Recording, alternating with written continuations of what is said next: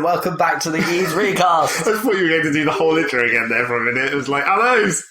Dad's forgot what the fuck we're doing.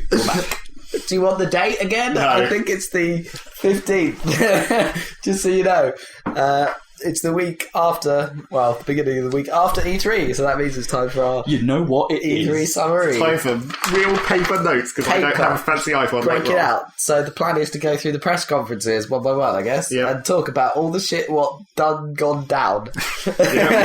It's been an interesting E3, I think you'll agree. Somewhat. Well, The twists and turns of E3. to be fair, the E3 where the consoles get announced is always the most dramatic one, isn't it? Yeah, it's bonkers. It's got to be the most dramatic since... It's always bonkers in some fashion. Not necessarily always the funniest, though. When was the PS3 and Xbox revealed? 2005? Yep, a long time ago. They didn't get revealed in the same year, did they? Like, I think we knew about... Did they not? I can't remember. I seem to remember perhaps we knew about one of them earlier than the other. But Maybe. $599. Anyway. Nothing will beat that. That was the ultimate. Yeah. They came close, though. Anyway, let's get started with Microsoft Monster Truck Madness. We'll reveal stuff as it happens. Chronological information. So do we need to go... We haven't really mentioned the pre-E3 stuff. Which was... Well, this was when Microsoft dropped the bomb on all or sort of bomb with their supposed clarification of DRM stuff.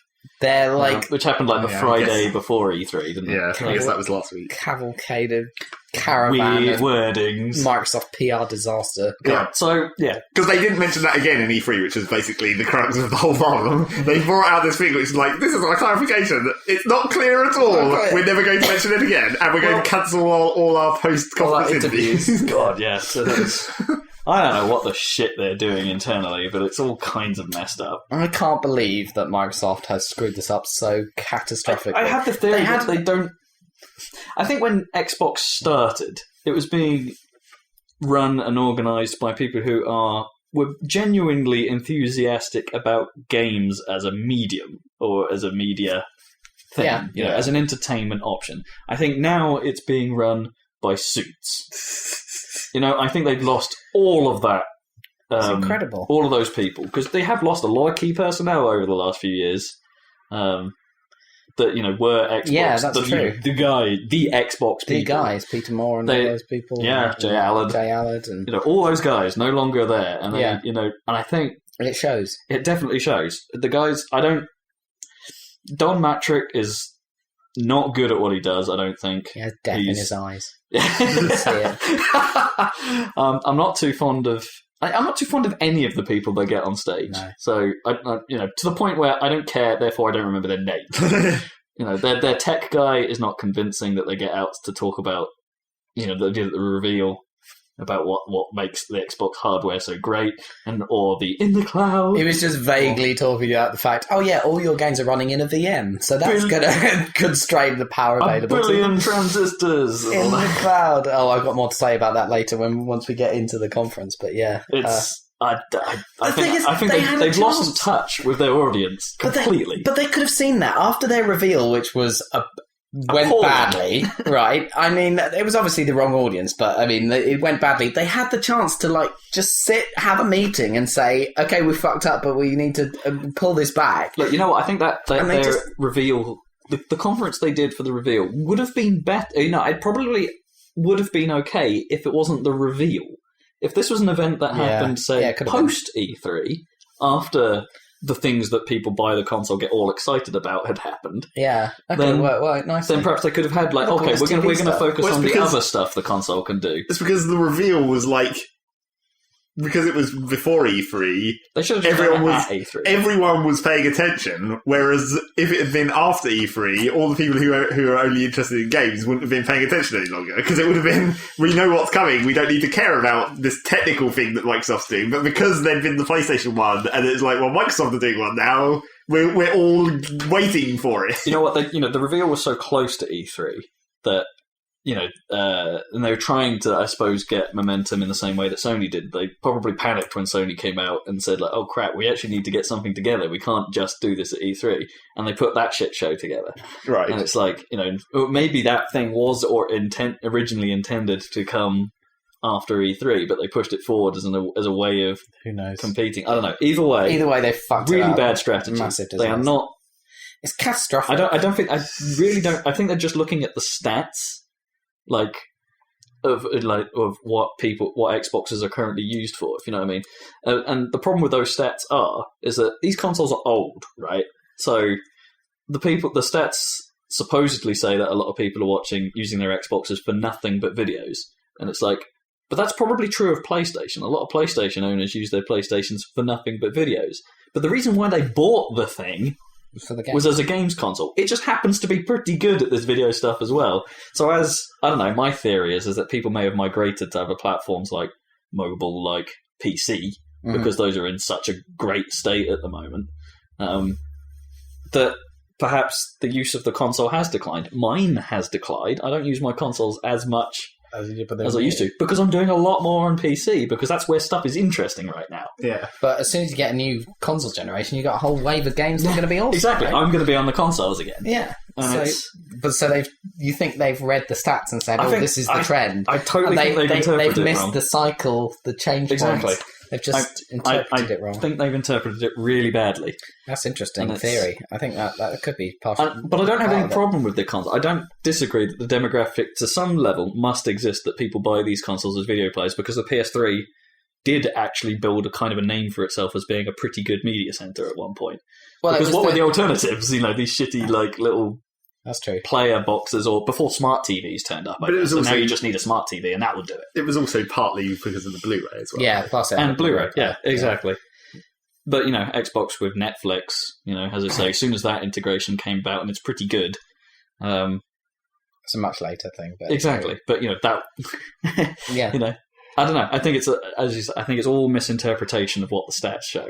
Yeah, and it's cost them really badly. Oh man, that was perfect timing with this DRM crap from Microsoft, plus the Kinect is always listening, always watching, with the NSA Prism scandal coming out. It was so perfect timing. It's like, who really wants this thing? It's like, what was the thing on that Prism, literally on the slideshow, which was the leaked thing, was like, the first people to sign up to this program in 2007 was Microsoft. What? Yeah. So, yeah. Well, we know for a fact that, there are going to be people packet sniffing this thing from day one. You won't be able to tell what it's going to be carrying, because presumably it's all going to be quite heavily encrypted. I expect so. But even so, if that thing is sending large quantities of data across the internet when you're not doing anything, but it's just then people are going to get suspicious, and it will. Even if it's not true, it just seems like it could be true, and therefore they've lost the PR battle. Yeah. Well, and it's even if you can set the privacy settings of this thing to be off when it's off, how much of that do you trust? Exactly. Now you know not to trust any of these tech companies, because it's not even their fault. Because there's also the a lot of legal questions as to how much, not just in America, perhaps they can get away with it because of this NSA thing, but how does that apply to the rest of the world? Germany. Well, the servers are in America. This is the same deal. That's how they do it, isn't it? Well, yeah, but Germany's ruling as they haven't actually had one. They haven't actually delved into it that much, but high up German officials are calling Kinect a monitoring device. Mm-hmm. And by the definition, monitoring devices in Germany are considered illegal without permits. Yeah. So it's that's a pretty big deal if that goes anywhere. But anyway. Yeah. Pre-E3, they were trying to clarify the details. So what we do know about the DRM stuff is the console does have to check in at a minimum once every 24 hours on your primary console. Yeah. Then the concept of primary console has come up a few times, and again isn't something they've fully clarified. Presumably that's something that you attach your account to, and it's like you can only have one primary console. So you're not allowed to have one upstairs and one downstairs. No. And you can play equally as much. Well, you can, but the upstairs one has to check in every hour. Every hour. Yeah. So any other console that you're not, which is. It's pretty harsh. I hadn't realised who they were flipping the bird to with this. It's because I hadn't even thought about this, but because we all have internet connections all the time, like once a day, that's freaking fine. But for most people, for us, most people, I don't have a problem with that. Yeah. But it's there's two things. One is you need to have an account, obviously, and you can only get it in certain countries. So if you're Polish, you can't use this thing. Basically, simple as that. Yeah, I saw the launch countries map, and there's quite a few missing from Europe. Most of Eastern Europe past Germany and Portugal, they're not getting it. Shit, I didn't realise you just can't use it at all. And currently, what Polish 360 players are doing is using a fake address in the UK to get an account and then getting online. Well, that's what people do with Japanese accounts to access certain games that aren't available. But that's not going to work for them with this Xbox One situation. But the other people who you do not want to piss off, basically for PR reasons, is the military. Yeah. This is such a big deal because Xbox is generally the go-to console for forces out in places. If you're stuck in Afghanistan... fuck it, they're going to have to change, aren't they? It's going to be the PS4. And there's nothing they can do about it. Or it will just be military edition, specific hardware. But that's begging to be cracked. Yeah. As soon as that happens, that means there must be a loophole on the server side. But then that'll be there'll be some kind of ridiculous legal, Microsoft is we're giving you this military grade Xbox that has these specific things, and if one of these gets out, we're going to sue the shit out of the government. No, it's admitting defeat, because that would leak, obviously. It would exist. It would be a problem. As soon as they did that, it would be a problem. It's and the other guys is if you're on a nuclear, somebody used it on a nuclear sub. That was the thing that was brought up to Don Matrick. He was like, I'm on a nuclear sub and I play games because I have a lot of off time and it's quite boring. So I play my Xbox. I'm not good. I don't surf. I can't imagine how you'd even get an Xbox and a TV inside a submarine. Well, at least you've got flat. They must have one rec They have TVs. Yeah, I guess. Yeah, obviously, and they're big. Nuclear subs are huge. Yeah, but still quite a lot. They have squash courts and shit, don't they? Really? The Russian one does. Well, I mean, the squash court is quite small, relatively speaking. I don't know, it's a pretty big space. Yeah, I don't know. Really? I thought I saw something there's some ridiculous, because the Typhoon class is it's huge. It's think of it as a ship, and then squash underwater. court big, but yeah. Given I thought sort of spherical and cylindrical, I guess, in shape. They are. It's like putting a big square squash court in one of those. Well, that takes up all the space. But the extra sides, and you've got ballast tanks and fuel tanks and all kinds of crap. Yeah, do you know what I mean? There's all kinds of stuff around the outside. Yeah, but even so, anyway. And obviously, you're going to be able to phone home about how often do they surface? Every 3 months or something? Yeah. They can stay underwater indefinitely. Yeah, so that's a bit of it. And his response was especially hilarious. This is beautiful. Yeah, because they asked, what should I do? He's like, oh, well, we have a product for offline people. It's called 360. Fuck you. Yeah. That's such a dick move. And they were like, oh, stick with 360. Oh, yeah. No, sorry. Yeah, you're a freaking idiot. Anyway. He needed to say something. He just said totally the wrong thing. Where this shit fails is that they're going in way too hard. It's if they want to get people to move over to this entirely digital way of storing game licenses, you can sneak it up on people. You need to ease it in. Steam had to ease it in. When they came in a little hard, and people reacted. That's why the offline mode in Steam is quite generous. It's true. Because the offline mode was crap to start with. It was terrible. When it first launched, Steam has gone through these pains. Yeah, it has, yeah. What I find baffling is that Microsoft hasn't learned from the very public example of Steam. And Steam, you don't have to buy. You have to make a decision whether or not to. It's a free service. Right. So let's put this in perspective. Right. My opinion on the whole used game thing and stuff like that is that personally, it doesn't matter a lot to me. No, me either. I don't sell games at all, and I don't really. I have bought used games, but usually it's for consoles that are relatively old, when I'm going back a generation, or I don't do that world very much. I used to, I guess, but it's not really a big deal for me. Maybe it makes more sense for the slightly more cash strapped. I don't know, but what I sort of get where Microsoft is going, because they want to go to this entirely digital license. Based management system. The disc is meaningless. The disc is meaningless. It's just a way of installing the game without you having to download the content. And in principle, that's fine, because that's going to the Steam model, and that's going to you could argue that is the way everything will be eventually. That model is just going to be the model, and PC Steam users have got used to it. Blah blah blah. And I've talked about it before. The problem comes in that you still have this physical media, and you're just being so half. I think if they just came out and said, "Look, this is how it works.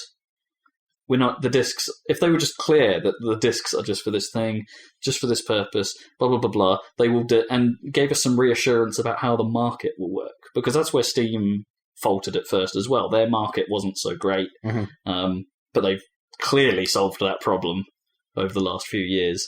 It's like it's just a bit. You can't have this. What Microsoft are saying is that you can't have it both ways. You can't have this disc-based culture and this digital-based culture and have them gel well. And it's like, without there being some DRM loopholes. And the problem is, Microsoft don't want any DRM loopholes. And it's like, well, Sony, on the other hand, this is all later stuff, but blah, blah, blah, blah. I won't talk about that yet, because, ruins the chronology. It's just, actually, weirdly, I'm not too fussed about the use case. It's not actually that much of a big deal. I don't like scandal, the I guess, is just that, eventually people would be buying stuff over digital download just for convenience of what people do on Steam anyway. So eventually the fact that the physical copies have this meaning won't matter in the end anyway, because no one will bother buying them. Because it's just like PC games. It's like you could still buy a physical copy of. But what do? You get this like what I did with I got given disc copies of XCOM and Devil May Cry, and what's the first thing you do?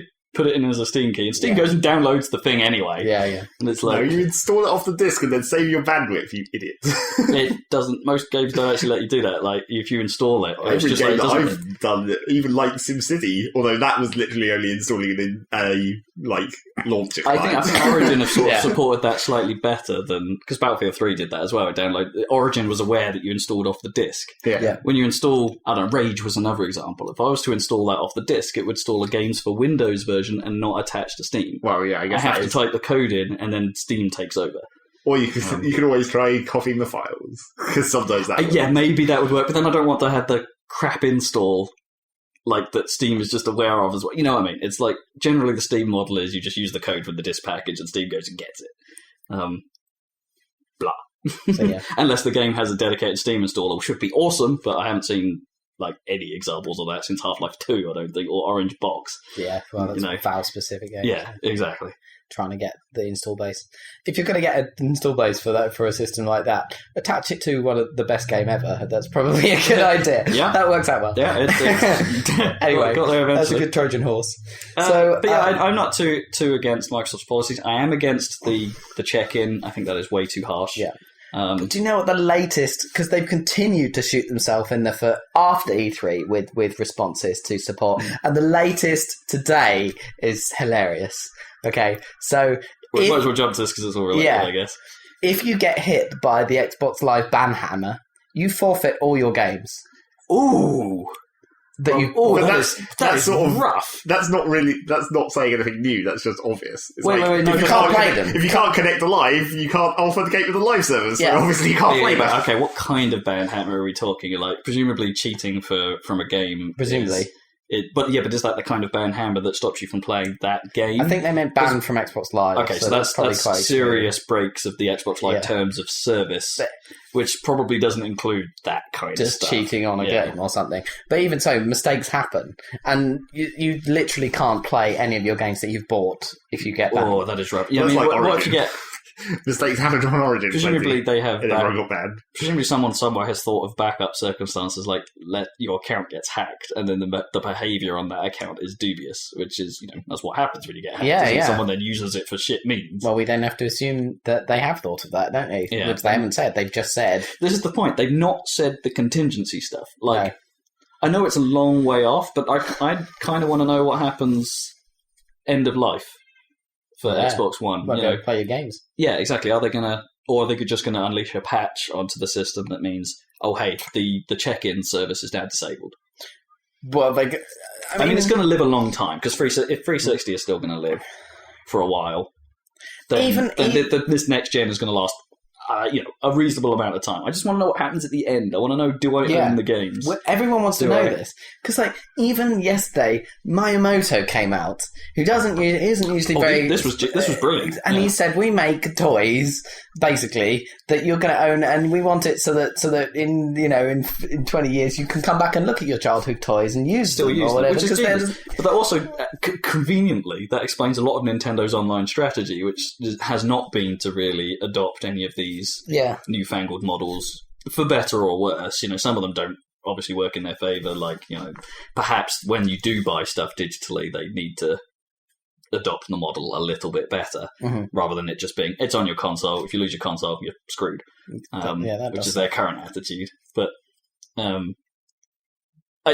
fact that they've gone down the whole, this is a possession route. If it's yours, it's yours. Yeah. Whatever. And that's fantastic. That is a brilliant way of seeing it. But I don't know. I think Sony may be in a... Oh, no, I won't mention it. That is later again. Sorry, I keep jumping. It's all the same argument, but we should probably come back to it when we... Well, the little Sherry video wasn't even in the press comms. Did you see that? It's fantastic. It's hilarious. It's so good. They made it in like 5 minutes, I think. Because they were like... They must have knocked it up in like the week before. They've got so many hits on that as well. Yeah. I assume you've seen that too, Zach. Yeah. Yeah. Brilliant. Classic. Right, shall we go through the conference then? Games. So Microsoft opened this year, which is, I think, unusual, because I think Sony normally open, don't they? No, don't they? Can't remember. They're normally the two on the first day, but I can't remember which way around they are. On the first day normally. But... No, I think Nintendo normally goes second day, don't they? Of course, this ordering did make it dramatic. Yes, it made it brilliant. Microsoft came out first, and we're like, hey, we're going to show games today. We're going to show you... And the crowd are finally like, woo. We're going to show you Metal Gear Solid for some reason at first. Stealth Horse. Yep, Stealth Horse. Also not an exclusive. I wrote Horse Stealth. Also not an exclusive, but at least it's a key that, Metal Gear is on Xbox. It's not a PlayStation thing anymore. Well, I guess. Yeah. And they had Kojima on stage for like 2 seconds, and then he wandered off again. He was like, hi. The hardware is the same between the consoles, so everything's going to be multi-platform for this whole generation. Both Sony and Microsoft are going to be doing as many deals as they can to score exclusives, but for the developers, that actually means less. Yeah. Exactly. Well, we'll come to that. There are some exclusives. Yeah. Not many. But then and it was also sort of more confirmed that Metal Gear Solid 5 is Phantom Pain because it's just one title. Yeah. And that explains why there were cuts in the logo. That's what I told you, though. We knew about that before. That's what I told you that rumour was, where the internet had worked it out. But it is quite cool. I don't know, I quite like that. Because the logo, even without the Metal Gear bit in, looks kind of nice with those cuts in. And then... Also, I noticed that where I've abbreviated Metal Gear Solid 5 Phantom Pain, I put MGS5 FP, which is not quite right. Phantom. It's just technically PP. Yeah. So they showed a big old demo of that and open world really demo. Well, it was it wasn't live demo, but it was like cuts to a demo. Yeah, it was like an expedited. Here's this bit of level. Which is presumably the open stealth horsing. No, after that, where he's in the town and he's like, crawl behind this wall where I... No, they did the horse first. The first was like... That's what I said, after that. Oh, sorry. I thought you said after the... Yeah. Where he's crawling around in the town and the crawling is making a ridiculously loud, gravelly noise, but no one notices that. Whereas if it's from your ears, you'd hear I guess. But it's still kind of weird. There was, I don't know, the horse stealth seemed a bit... pointless. Well, it seemed a bit weird to me. And as if no one... It's like, this horse is just casually walking past wearing a whole saddle and everything. Exactly. And my note literally says, horses on their own aren't suspicious at all. But and the bit that worried me slightly about that is the approach to the base seemed really long. Like, a really long way. Open world. I know, but it's like... Is it open world? Sort of. When they say... Solid 3, I don't think they mean, full-on open world, but it's kind of like... the world in which you can stealth is more open rather than... Metal Gear 4 was quite tunnelled. You just have to hope it doesn't run into the same problem that that thing you were playing, Crisis, runs into, where enemies will see you from miles away for no reason. Well, yeah. I don't know, I think... Well, because they always have very visible cones on the radar and stuff in Metal Gear. But then how does that work in huge open spaces? I think they're general... They're fairly lenient. They always have been with their spotting UI because it makes the game just a bit more playable, Yeah. a bit more predictable. They seem to know what they're doing. Yeah, I mean, I'm not so sure about the lengthy approach to it, but maybe it'll be. I don't know. My opinions about stealth games in general are, We don't really care about Metal Gear Solid that much, so I might play that. Well, they're balls out crazy though, which makes them worth playing. yeah. Like, regardless of how you actually feel about the gameplay elements, they are something to see. Like, Metal Gear 4 was nuts. It's like, I'm not that keen on the gameplay elements. It was just nuts. Although this one has the classic problem of it being like a prequel. So it's like you already know where the story's going. So we have to cram in some other kind of insanity in there. This is actually kind of the interesting thing. It's supposed to be like a pretty much direct lead up to the events of Metal Gear 1. Yeah. That's what it's been said. So it's like, that could actually be pretty interesting. But you should know how it ends. The classic prequel problem. Kinda. I mean, in Metal Gear 1, everything's just kind of where it is. It's not the lead up to it. I can't remember much of Metal Gear 1, to be honest. It's so long ago. Yeah. But I remember that opening level. A lot of fans know a lot about it. Still, it could. But visually, that thing was hella impressive. I mean, that's some of the stills from that game that are possibly the most impressive things I saw at the whole of E3. There's just a shot, like right at the start of that demo, where they showed a shot of Snake on the horse. Or was it battered old Snake? Or what do they call him? Or others.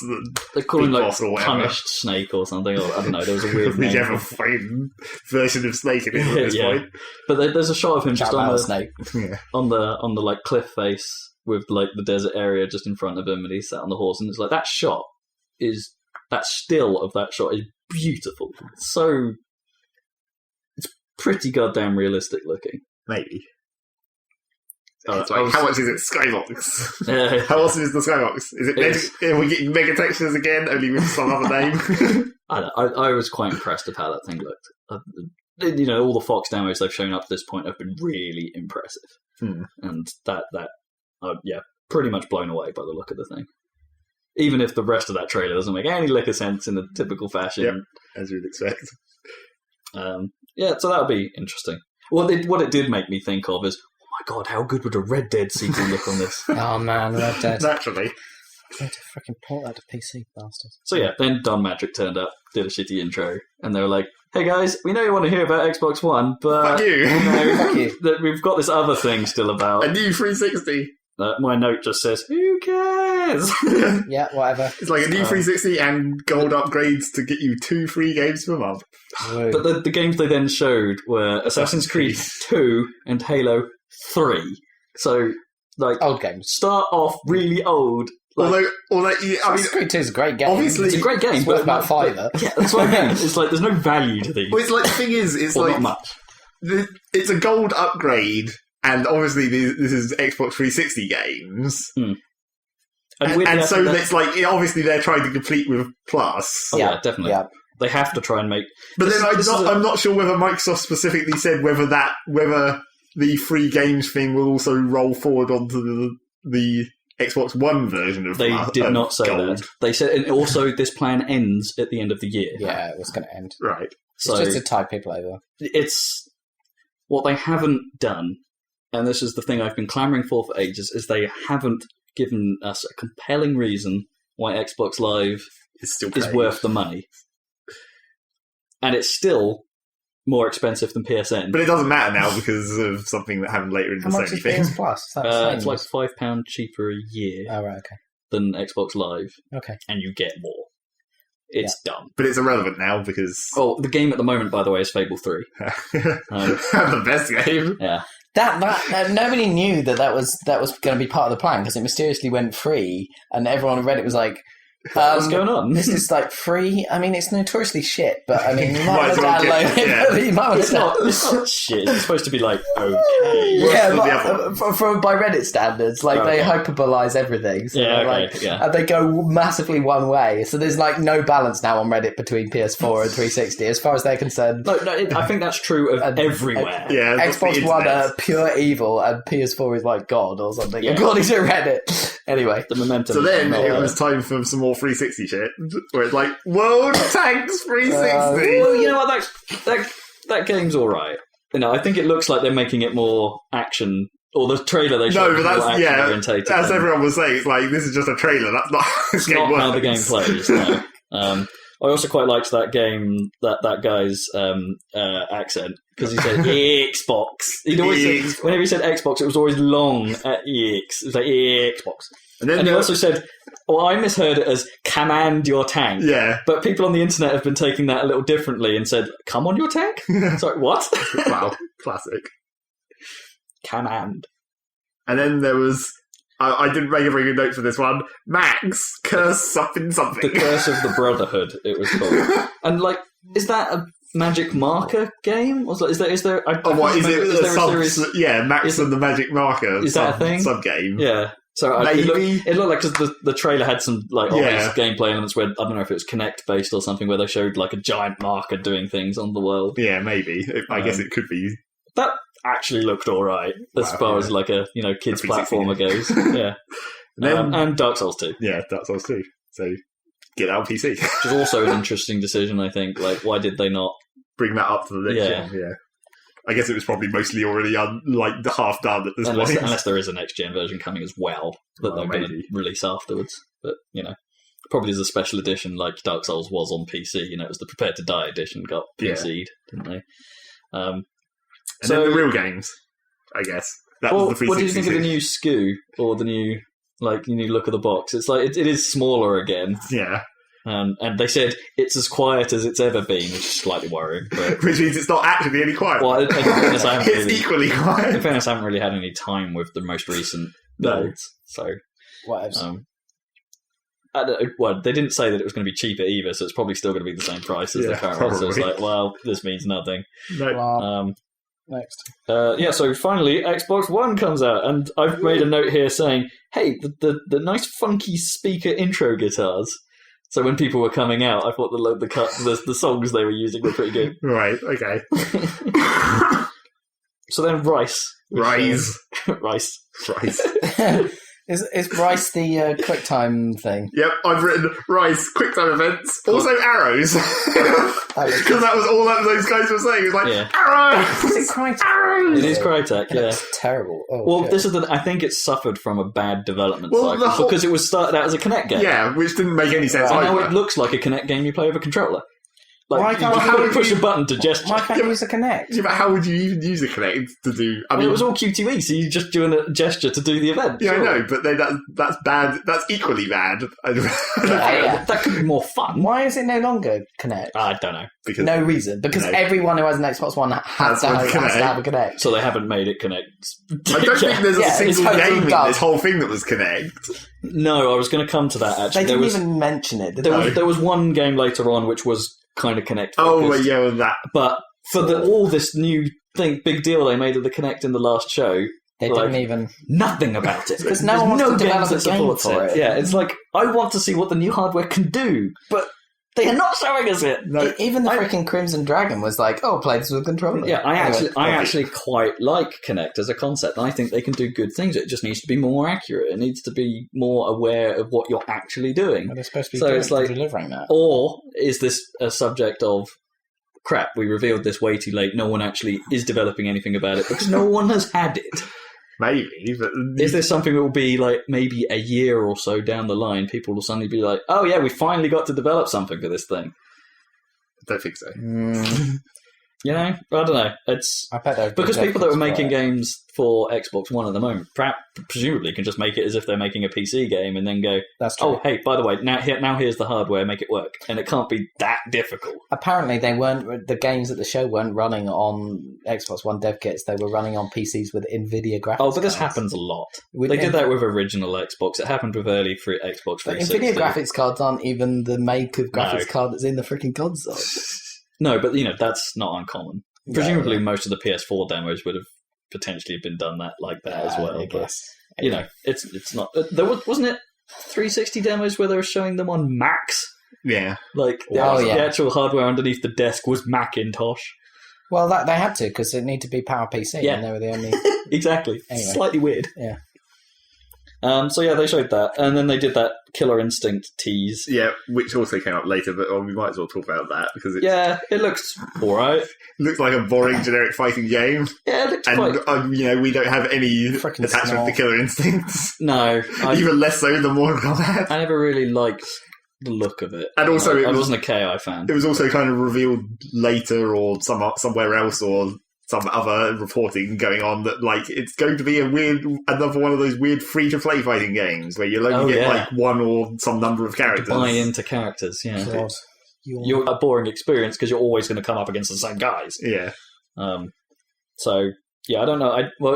They're not alone in experimenting with this. Yeah, Namco are toying with Tekken. Yeah, it's going to theoretically be the same kind of thing. I'm not sure it works for fighting games. That model. I'm unless you're doing something like.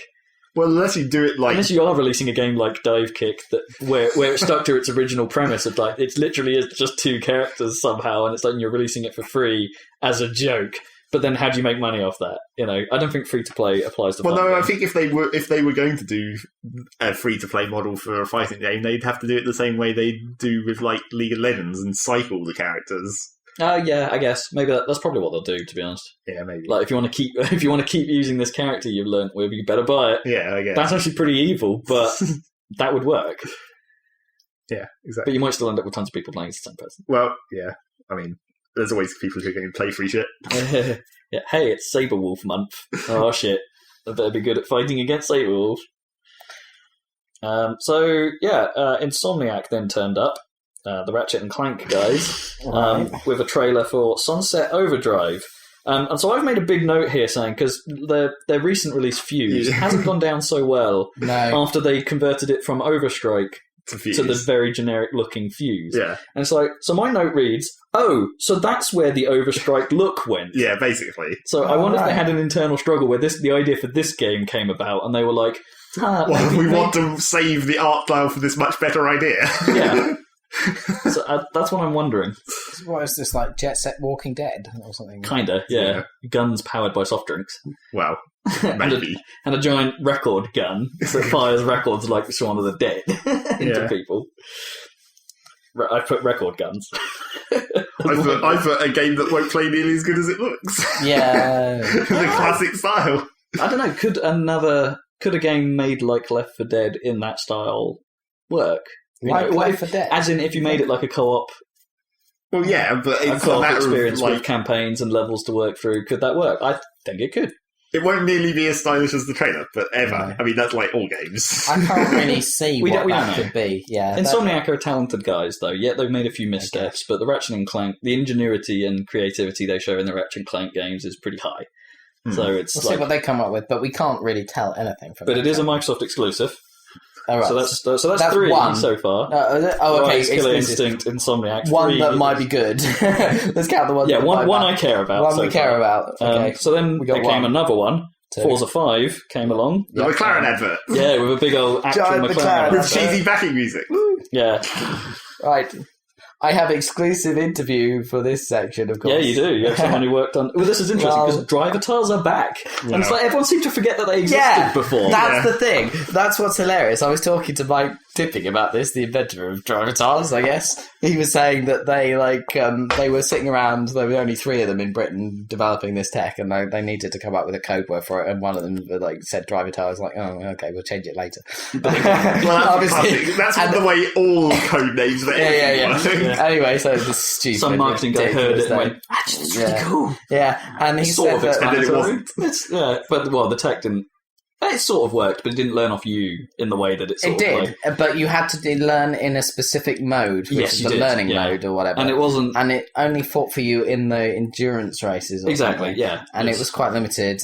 So the new thing is that... Well, it's basically the same idea. Well, it's like when you go... The idea is that when you go on... When you're playing your games and you want to sort of play that sort of semi-online campaign mode, it will be... The people you will be racing against will be based on a driver tar of those people. Yeah. And this driver tile will be built up automatically as you play. I think this sounds cool. I think it's a neat idea. It's the only example of the cloud being any useful gameplay that I've ever heard, which is simple. It's literally what we do at Featurespace. You take the data and then you pass it through an analytical model, and so they'll just be doing processing in the cloud. I think that's a really cool idea, and that has actually made me slightly more interested in Forza than I was before. Because I was just thought it's going to be another Forza game, which isn't a bad thing because those games are great. But it is funny how that's the exact same idea that it was 5 years ago. They've just actually they've just done it now. Yeah, because the thing he was saying that Dan Greenwald was the guy who was on stage talking about it. He was the director of Forza 1, obviously, and all since, and it was his first directing gig, and so he didn't want to he was just worried that he was going to screw everything up. Okay. So he didn't want to put any dev effort. He was like, they wanted Driver Tar as a feature that they could put on the box, but they didn't actually want to put any resources towards it because it was risky. So he was against it. Not against it, but he was like... He wanted it as a bullet point, but not a big deal because it's a risk. Because he was like, oh, we've got to make this a good driving game first and foremost. So that was always his thing. So it's funny that now, later on, it's like the key thing is this thing they had. It was like, the Xbox was still relatively new, the processing power of it was still being sort of tested, and people's faith in what they believed about that console was still being tested. And Driver Tar sounded a little too good to be true at the time, and it turned out it sort of was in the implementation that was in the game, but the AI that the rest of the game was based on, which presumably was based on the same sort of tech, still really good.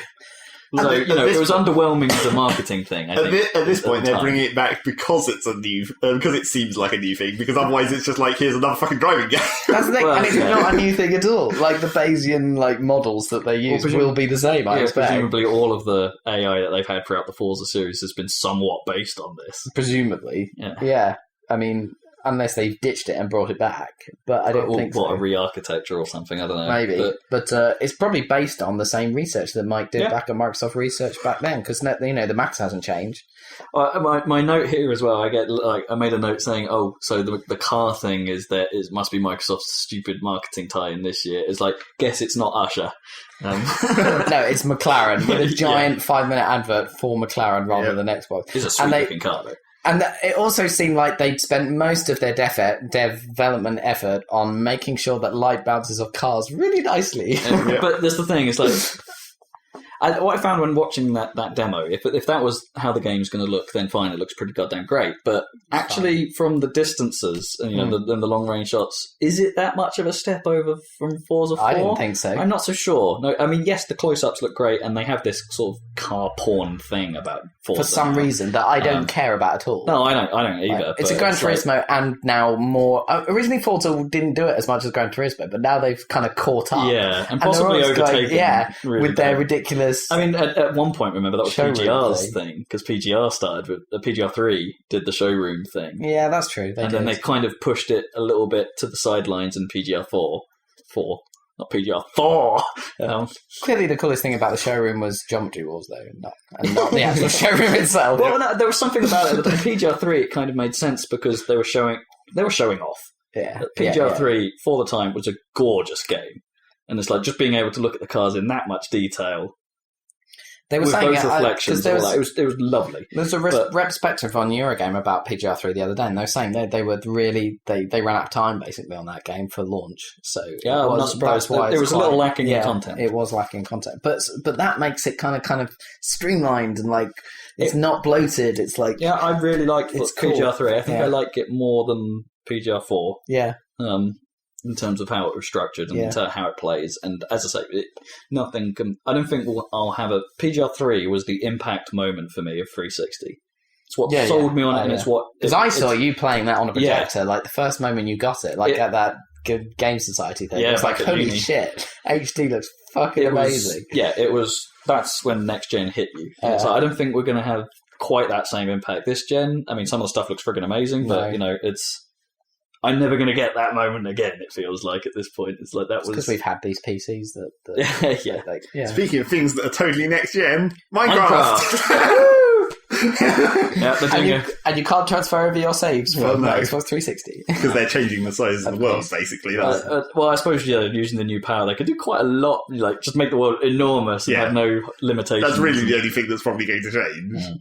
I'm not sure if they'll even catch up the version to what's on the PC. You'd hope they would, because they never patched in. Whereas, I guess in theory now they don't have to rebuild the whole game. They could almost put the PC version on because it's much closer to the same hardware. Given the change of architecture they went through, They're not going to run Java on the fucking... No, probably not. Although I suppose they could. Well, I never think they did. I think the 360... No, I mean, now that it's closer to the PC version. Yeah.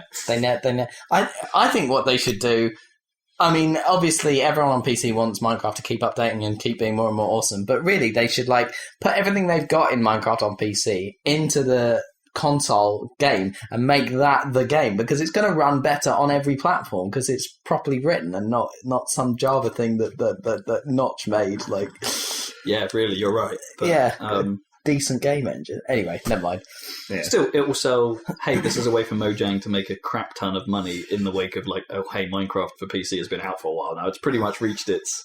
they probably don't make any money off it, really, anymore on PC. But when they release the 360 version... Unless they get around to finishing their thing where they're doing... where you can hire servers from them. Oh, I guess. Yeah. But the 360 version is the biggest selling live arcade game, isn't it? And so it's well, hey, we're totally going to cash in on one. Of course they were going to do that. Did it require being at the show? Not so sure. Right. But at least it was a really short thing. Yeah. It was just this is Minecraft. Woo. So then we saw Quantum Blake again. Considering that's from Remedy, who I really like, Quantum Break is completely left me cold. Well, everything no one's about really it. Seen much about it. No. And the people that have, it's been behind closed doors and it's embargoed. So... it's what we do know is it's probably going to be a third-person cover-based shooter. Whatever. In the gameplay elements, but what they're trying to do is this story-based, TV-based hits, which essentially translates to long cutscenes. That cutscenes that they've shown in the trailers just look so meh, though. Well, then none of it's disconnected. I quite liked the demo they showed during the show. That whole time stop. You've got to do something to sort this situation out during time stop. If that was playable in some way, maybe they'd be onto something interesting. Well, time mechanics, basically. Yeah, I don't know. You need to sort this situation out. You've got 30 seconds to do it while time is stopped. Figure out what you need, or some arbitrary limit. Maybe figure out what you need to do to save this situation. Go.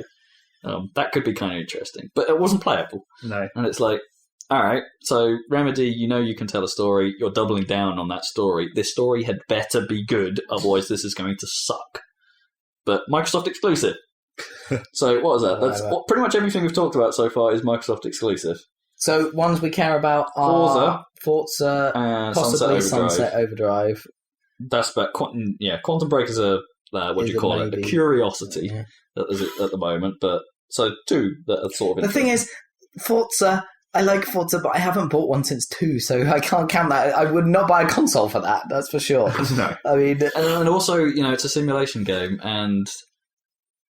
I've got into using my wheel on my PC. Yeah. If they released Forza on PC, I would be all on it. Yeah, I would definitely buy that, but they're definitely not going to do that because they want people to buy Xbones. So. But anyway, that's all they got. Yeah, so then they very briefly showed D4, which is some cartoony episodic game, presumably an adventure game. Looks like it's trying to follow in The Walking Dead's footsteps a little. Both in art and potentially gameplay, but we know nothing else. No. That's a big assumption. So then they came to the One Connect thing. Although when he was talking the run up to this, there was the hilarious comment where he's science and magic. It's yep, your Xbox runs on magic. Don't forget the magic. As well as the art and the science. Pixies. With Project Spark. Yeah. Which is basically Little Big Planet. Well, sort of. Little Big Planet is kind of a little bit restrictive in what it can do. They're trying to one-up Little Big Planet by saying, hey, you can do all this stuff, but in a fully 3D world. Yeah. With Connect to help build things. You can design mechanics, blah, blah, blah, blah. I bet it won't work that well. And here's a giant mech. If they pull it off, this thing could be fairly fantastic. Not because I'm a creative type when it comes to games like this, but if the marketplace gets filled and curated well with really nice different game concepts, and that could be kind of fascinating in its own right. Yeah, it's some of the best moments you have with Little Big Planet. Sometimes you're just going into the online stuff and going, right, what shit's about in the store today? Or not in the store, but in the sometimes we're looking for shit though. I know, but that in itself is hilarious. It's if they can pull that off, perhaps it won't.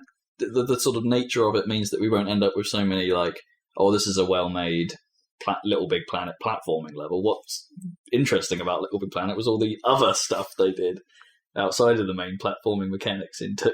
Yeah, I guess. So it's like, if this is like inherently slightly more varied in its core design, as in there is no core, maybe.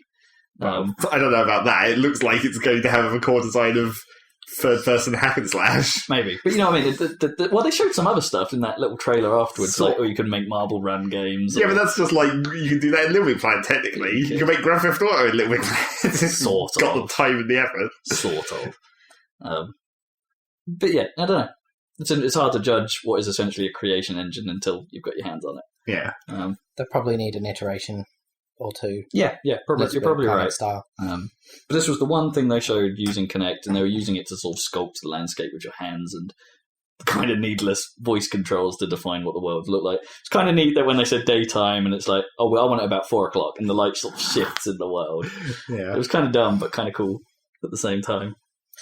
It's interesting because I haven't seen the video of them doing the sculpty stuff, but I quite like the move sculpty stuff they showed for the PlayStation reveal. Yeah. That looks okay. So if that actually looked easier because you've got a physical freaking thing you're holding, super precise. Yeah, so that's an interesting comparison. Well, as part of that, they showed smart glass sort of stuff. Well, yeah, that's what my thing says. Time for smart glass. Well, yeah, smart glass.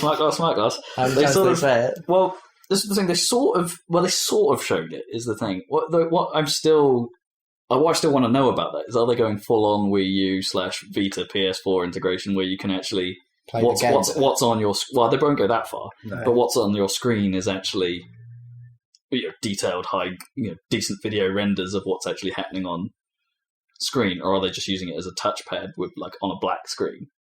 They didn't really show that. Touchpad with some UI elements on it. Yeah, you know what I mean? Like, it wouldn't be, but not necessarily representative of what's happening in the game. The console's probably not streaming some video. I don't know. I thought they showed, like, not this time, but like, isn't it like the NFL thing where you can select your plays and shit? Or like, yeah, but that's not really detailed. It's a UI element again. Yeah, but it's a current like state of the game. Yeah, no, I get that, but but it's all fairly low. Yeah. Requirement compared to like showing the whole game. Yeah, they're not like passing fancy graphics to it, or that presumably Smart Glass has to go and download something, maybe like a JavaScript app or something that can interface with all this stuff, so it can display it and all that. I don't know how they're doing it, but I don't know. I would like to see them go further with it, but I haven't had any guarantee that that's where they're going. But I don't think they did sort of get to some of the things you can do in terms of controlling your system later on, like actually doing menu-y type stuff and guide-based stuff that's not, so it doesn't have to appear on the main screen. Yeah, I don't think... You can do it sort of on here, on your iPad while that stuff's happening and doesn't interfere with what's happening here. That's kind of cool. I think it's probably safe to say that Microsoft isn't going to do it as much as the Wii U or the Vita, because it's just going, because they don't, it's not their hardware most of the time. Smart Glass, it's going to be an iPad in almost all cases. Well, Smart Glass is ambitious if they were going that way. But I kind of want them to be ambitious. Why not do it? Why not do it on Surface? Well, yeah, on Surface they might, but then you've got like split user base and shit. Or Windows, because it is Windows essentially. Like, so you could. Speaking of which, sidetrack, slight. There was a Surface Pro in John Lewis. Oh yeah, they're about. I had a quick look at that. Yeah. Nice thing. They are. They are cool little bits of tech. It's not too heavy. It is too heavy to hold up. It's not, but it's not. As I say, it's not massively practical as a tablet. And for most use cases, but it's a nice thing as a diddy little laptop with a touchscreen with decent specs and an awesome screen. Yep, it's pretty nice bit of kit. Yeah, pretty nice bit, and full Windows, which full on everything. Yeah, you see, I find it hard to fault that thing. You could make the podcast on it. You could, yeah. I could. Happy Salad could go mobile. Anyway, so that was that. Then there was more dumb Killer Instinct. Well, I put this thing like, there's going to be a Windows 8 version of Spark as well. Oh, yeah. Was said. And also the quote I've got here is, "Yeah, get him, Rockman." Yeah, saying Rockman. Then they did the Smart Glass thing I was mentioning, which showed with Killer Instinct and Twitch. Yeah, so they have the Twitch deal. That's cool. As we suspected. I mean, that is kind of cool. Yeah, and basically it looked like they sort of one-upped PS4 with their game DVR stuff. Like, they haven't really said how that works. Well, whether neither that's- has PlayStation, really. Well, no, PlayStation have said there's dedicated hardware. Yeah, Yeah. they for have it. said that. They didn't. It hasn't. It's not clear how Xbox does that. Whether that cuts into the game, whether the game has to allocate game DVR as a feature. Maybe that it's it needs to using use, some of the or- resources that's dedicated to the OS. For Yeah, it'll be like Yeah. it'll be like running a streaming app on the Windows portion, and then while But then they playing the game on showed the like a video that the guy had made, or perhaps using a preset. It's hard to know. well, it did look like a Um, preset, didn't it? It was because like the speed of it, yeah, that it came about. well, I didn't just mean that. I meant like the dumb cuts and like generic like here's your avatar type thing. Yeah, well, I'm assuming that Killer Instinct perhaps has some way of like interfacing with game DVR to say, hey, make it like this. Yeah. You know, like I've given. Well, I you mean, some... in the fighting game, there's like limited camera angles anyway, so it can sort of already know a lot of the layout of the screen yeah, that it's But- working with. yeah. Like, well, no, yeah. Here's the video that you just captured. Do this with it. Yeah. Kind of instructions, which could be cool. It'd be even cooler if all that sort of like editing functionality is put into the. What do they call it? They're the studio software, didn't they? That was that this jumped upload into. something, or what was it called? Was it something studio? I didn't make a note about it, but I've just got Yeah, they had a and special a video area to studio dash, is all didn't I've got they? written. Yeah, but they had a special area. it's like if that thing actually allows you to create stuff like that, that's pretty cool and potentially one-upping Sony Yeah. I think they've- on what was one of their big features at their February reveal. So it's Well, what Twitch is leading against what the other Ustream. the Ustream. definitely that is they've won on that front. Yeah, You know, if you were to We've compare side by side, the actual service they're offering probably going to be better. and the snappy thing works well with Yeah, that. it looked pretty good. But the dedicated hard. I'd only be worried about the effect on performance of games. Yeah. And stuff. If the game has to be designed in a way that it's not as good as it could be because it's supporting game DVR, then that's a problem. It feels like the whole console, like every game, has to be designed to be not as good as it could be, just so that they can run freaking Windows at the same time. 2 gigs of OS, that has to be loaded in. I mean, oh god, I really hope that this virtualization stuff. I mean, they'll have tested to hell and back, but if this turns out, it turns out that stuff doesn't work very well, then there's totally boned. Like, if it turns out there's occasional hitch in gameplay, I don't think it'll be a problem. yeah, I really Who don't. knows? They won't Yeah. have released it. If it's if it was that bad that there's something in the OS and the layers, yeah, the layers the 3 layers, the belts. that actually impacts the primary application performance. I'm just saying it then could they have happen. failed. It could happen. They could fail. They screwed up the 360 by having it overheat. So and Yeah, but they've never screwed up the games. not yet, but they've being- never tried to do this. We're trying to run multiple layers on the hardware. No one's done this shit before, and probably with good reason. I don't know. I think if you define it well enough, Yeah. as like how Apple has tackled its multitasking model up till presumably all the iOS 7 craziness. That looks a lot better, that multitasking on iOS 7. But yeah, do you know what I mean? They've had some very defined. This is what your app can and can't do within the multitasking environment. As long as they've defined something like that, Yeah. it's probably not so bad. I'm sure it'll be fine. I mean, actually, just one of the shittest things actually about the iPhone's multitasking model is that on a 4, those little notifications that appear at the top of the screen, which are definitely better than the full screen prompts you have to deal with. Yeah. They can slow down what you're doing quite significantly when they occur. Like, it's probably just the fact that it's doing that animation of like folding over the screen to show the notification. Glowing. It's like, if you're playing Bejeweled when that happens, expect your frame rate to drop. Oh no, it's Bejeweled. Oh, Bejeweled doesn't work so great on a 4 anymore anyway. Frame rate issues abound. Which is dumb. For Bejeweled, yeah. Yeah. Peggle 2. Yeah. Peggle 2! Haven't got to that yet. Yeah. Sorry. So Microsoft points are being replaced with real money, they also said. Yeah. Okay. What is unclear, another thing that needs to be freaking clarified, is if you can do a transfer. Yeah, you can. They have clarified this. You'll get the equivalent or more in your local currency. So I don't have to splurge my points, because I've got quite a few banked. But I mean, if I've bought too many copies of Call of Duty with a thrown in like points deal, so now I'm like 3,000 or something. That's like nearly 30 quid's worth. So it's like if that transfers at it's like 24, 25 quid's worth. But yeah, if that transfers over, it's like, hey, I can buy a game for my new console. Yeah, so they will transfer it over. I guess if you're a serious gamer, you could just shove tons of money in just before it transfers over and get like it's like interest. Anyway, because they say they'll get equivalent or more, they might round it up rather than down. Yeah. So it's like, yes, awesome, free money. Anyway, except you can't get that back out. Right, so you can't actually do. You can't backwards transfer. Yeah, I don't think so. No. Even so, that's cool. I'm glad that they said that. Yeah, they have clarified that. So. Otherwise, I was going to have to go on some sort of like XBLA binge. No, sorry, man.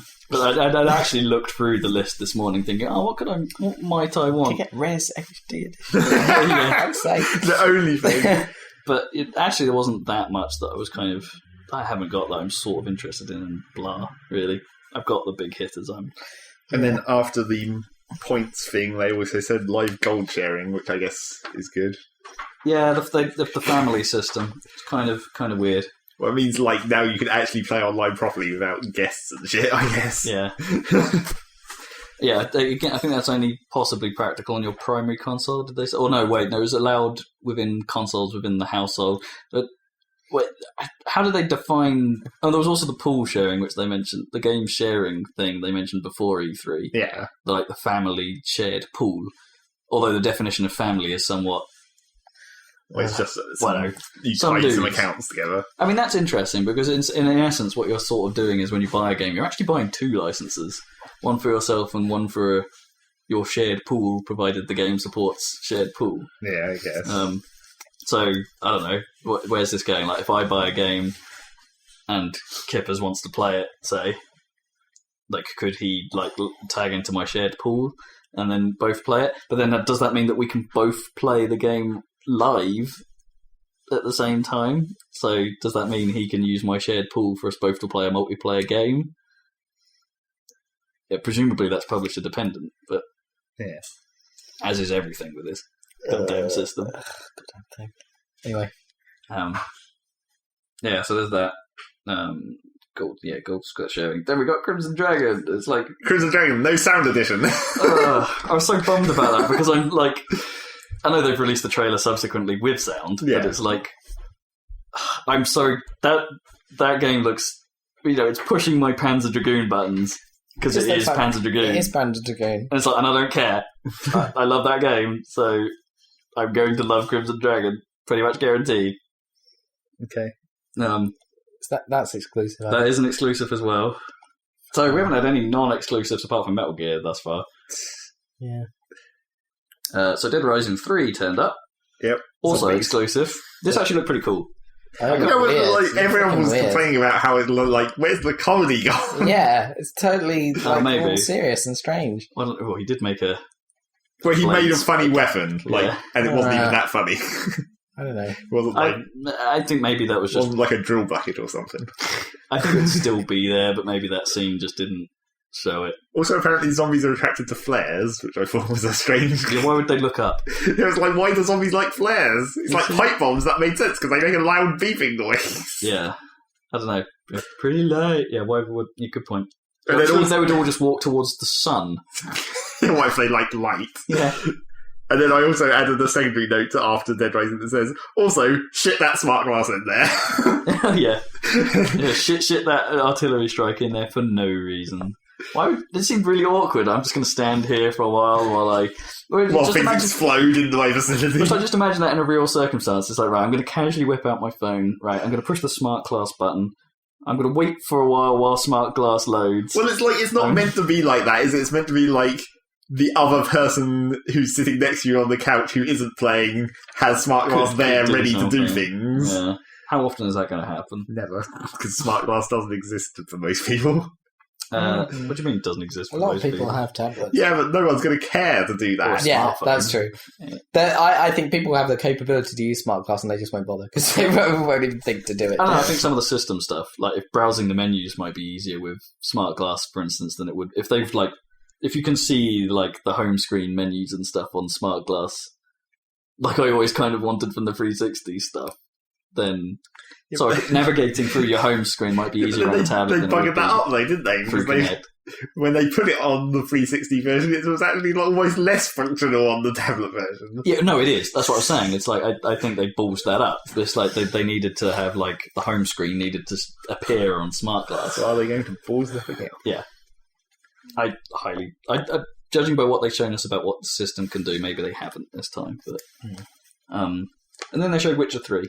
Yeah, that's by the way, Witcher 3. we should also say more open world stuff. Open world was kind of the buzzword of this conference, I suppose. Do you believe any of these open world are actually open world? Because I love open world games.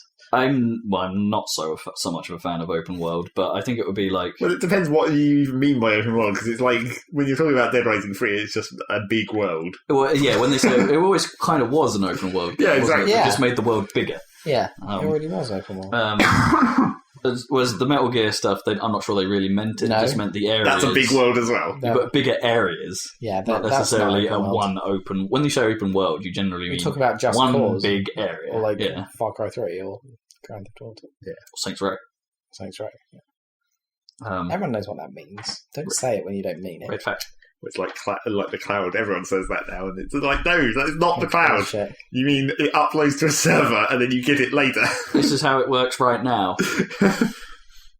Well, yeah, what I think they're like, cloud thing, and what I think they're lying about a lot of the time is, just how much cloud compute is going on. See, that driver tile thing Not actually most was of it. cloud computing. Yeah, that's that the makes- only that's the thing I've one. heard. Yeah. That makes perfect sense. Like, I'll come to it later. There's a key point. This lighting thing doesn't make any sense. I've heard them say that. Yeah, it's like anything where they're we saying can that compute the lighting in the cloud or something. It's like, what? like, What the fuck are you talking about, you retards? anything that there's going to be lag on, it's just like, no. Yeah. You're not going to calculate physics in the cloud. No, it's just dumb. Or you'll end up playing Bioshock 2. Fucking idiotic. That's what the fuck. Yeah, anyway. So about Ignore Real that. 4 demo. or not. Except it's sort of let's have that with no sound and then crash. They had sound glitches, but they eventually sort of got it working. Yeah. And they showed like an indoor fight scene, which looked hella pretty, but you couldn't actually really see what was going on. It was I mean, they sort of did that with Battlefield 3, where they had that bit where they were in like the underground car park with the sprinklers going. You couldn't see shit in there either. Yeah, it's incredibly pretty, but you can't really see what you're shooting at. And the guy obviously sort of knew where the guys were going to be in order to shoot them. But the bit on the deck looked pretty cool. Yeah. Is this a sign that the Battlefield single player will be any good this time? Well, it was about the same as Battlefield 3's previews. Which was... But no one cares. Because it's all about the multiplayer. Yeah. Which came later. Yep. Like some of the quotes I've got from that, like the guy on stage didn't handle the crashes and the problems very well. No. So he kind of went silent for a really long time. Yeah. And then the crowd were heckling him, basically. And then he Which sort of, how he and then he Xbox said, off. and then he sort of said, "It'll happen, I promise. I'm fine." Yeah. It's like, I'm fine. Fuck you guys. I'll stand here. Poor guy. And my note here is, how well will this run on my PC?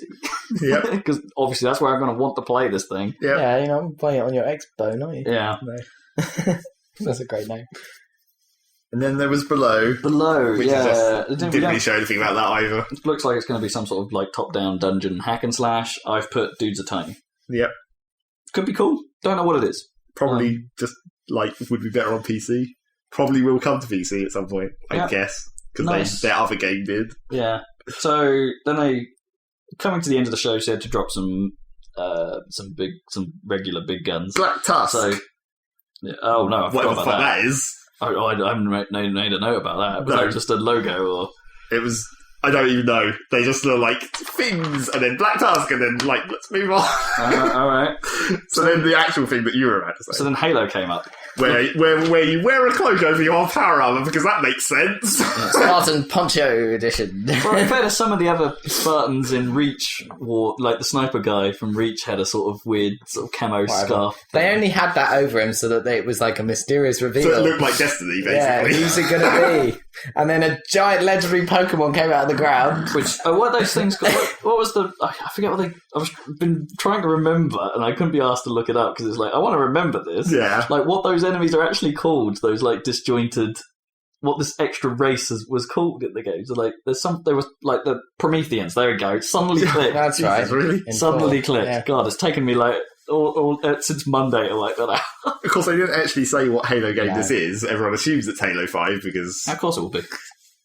because otherwise that would be done. They told you nothing about it, and It might not, showed you no not be gameplay. called Halo 5. They said it's but- running at 60. Yeah, They said that. That's nice, especially that will be nice. especially for multiplayer.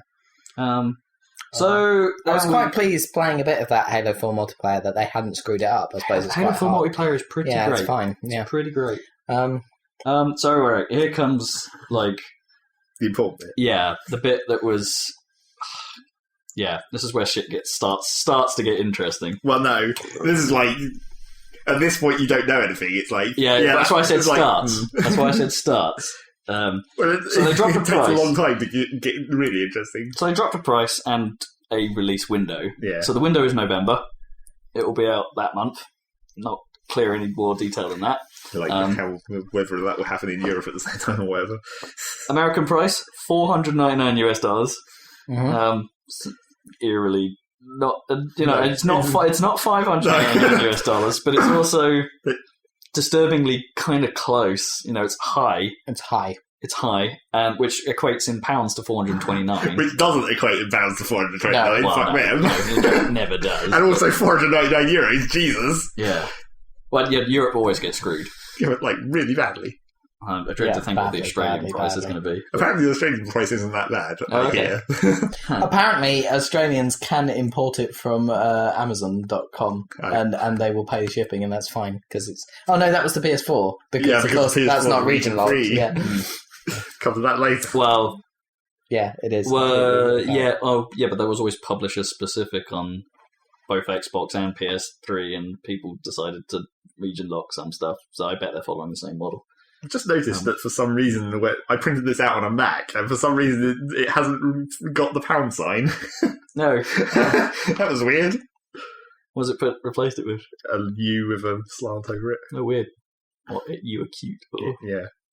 graph or whatever the other. It was just a accent text is. file. I don't know why Mac would have had one. Encoding's kind of messed up across platforms. Across the board, text encoding is bust for historical reasons. Yeah.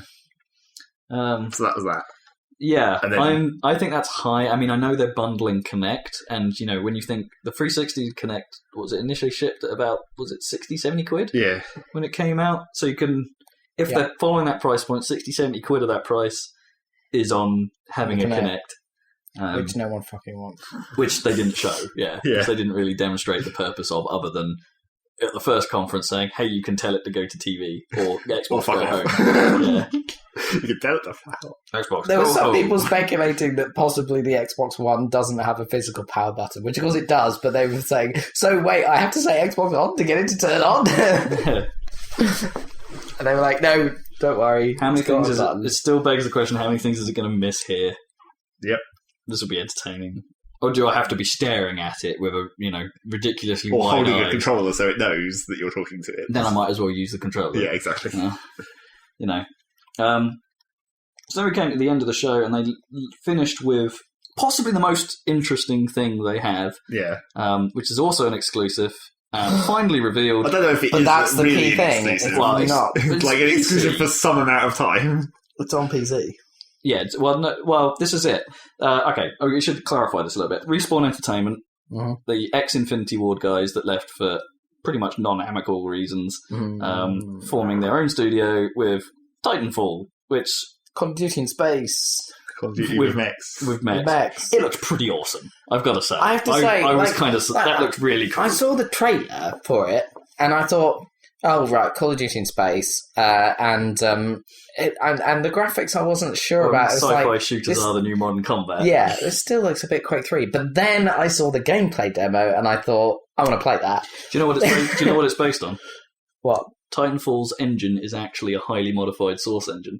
Ah, that's why it's the Quake 3 engine. Yep. 'cause the Source engine's Everything a comes Quake back to 3 Quake. Come on. Yeah, Unless you're Unreal, which I was thought- kind of a split. But Because that's the thing, because the Source doesn't look that great these days. So in a way, so I thought, hang on, this doesn't look as good as like yes, Destiny. or highly something. modified Source engine. Yeah, but then So- I was like, this gameplay looks freaking awesome. It I looks- want to play that with like jet packs and Jet wall pack, running wall and running and getting into your mech, which massive looks super ejector cool stuff. with the way that the mech picks you up by his arm and shoves you in his doesn't, like, face. And like, this Well, is even freaking little things awesome. like just when you're in that ship and it just casually warps into the battlefield, and like then it's like, okay, this is as close as we can get, and you're on your own from here on. And that game looks really great. And it's like, they've already said that there's going to be sort of 3 different modes as well. So there's going to be a totally single player mode. There's going to be an online campaign mode, which they haven't made totally clear whether it's going to be like some kind of story-based co-op or spy versus spy kind of thing. You know,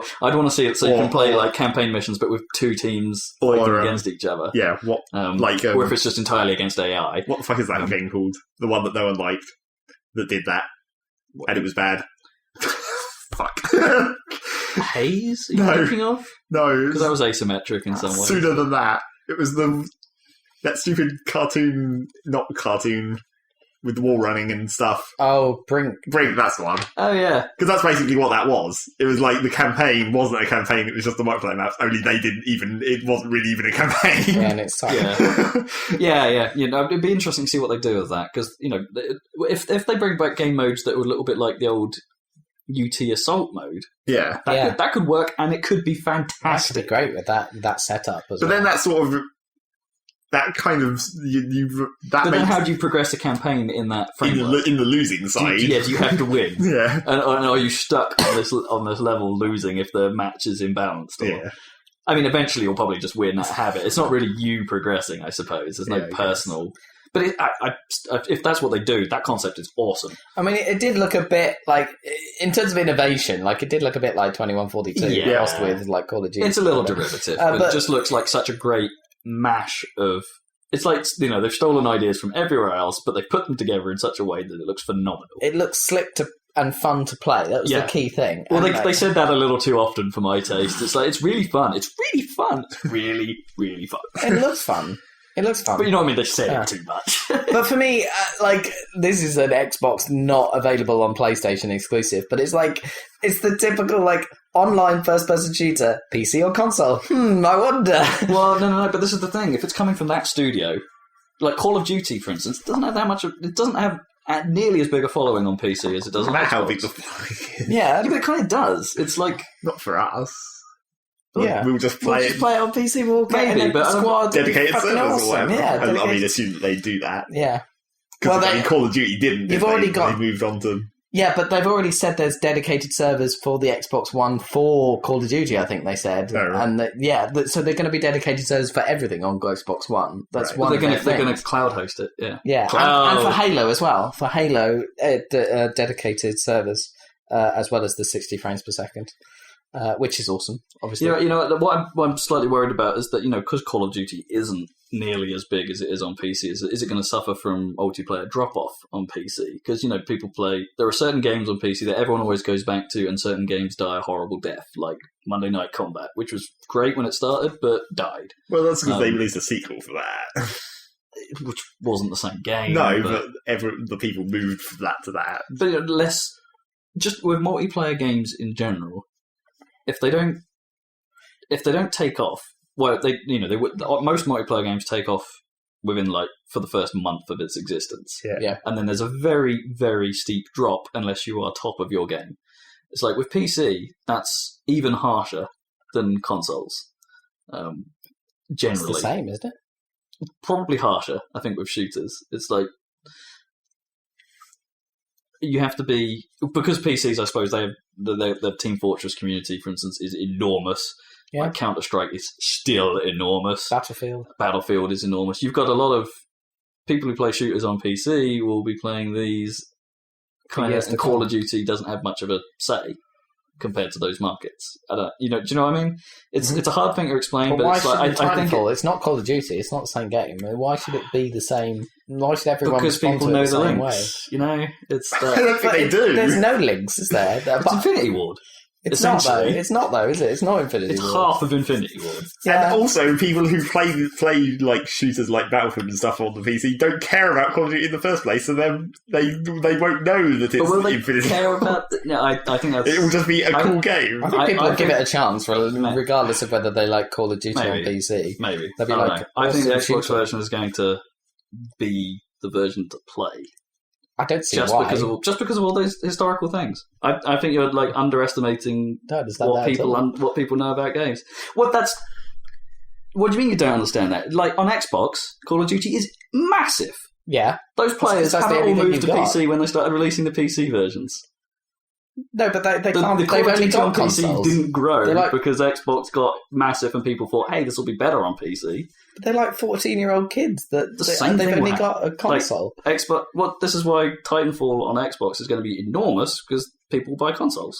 Yeah. And they will play, this is the big Call of Duty-esque game to get on this console. Therefore, it will be enormous there. Therefore, people that want to play that game will get that version because that's where the community is.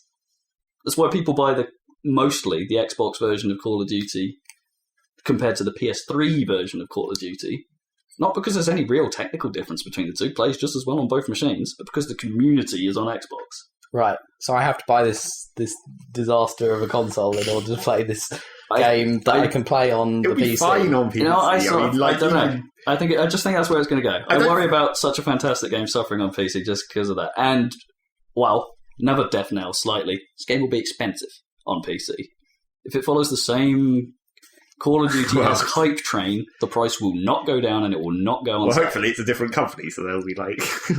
maybe they'll be like, fuck those Call of Duty guys, we're going to outprice them because we can. All right, well, okay, let me put this a different way. What we also don't know is... We know that Titanfall, I think, they haven't been totally clear on this, but it's probably going to come out this year on the one, I think they said. I don't think it's sort of launch window, but not at launch. Didn't realise that. That doesn't leave them much time. No. I think that was sort of what they hinted at. I reckon if the PC version was going to come out, it's going to be significantly behind the Xbox One version. But they're not going to get much they're not going to be many people playing this game then, because everyone is going to have to buy a £450 console in order to play it. You're underestimating how many people will do that. Do you Because think I'm pretty sure people will. it takes still. a while for an install base to really get Well, I mean, they're still aiming for Christmas and everything, so they've just got to... that's true. And there's also supply sometimes issues there's a question of whether the control scheme for a game ports very well. Do you know Well, what I mean? yeah, It's like because if you're- Battlefield on consoles does not play like Battlefield on PC. No.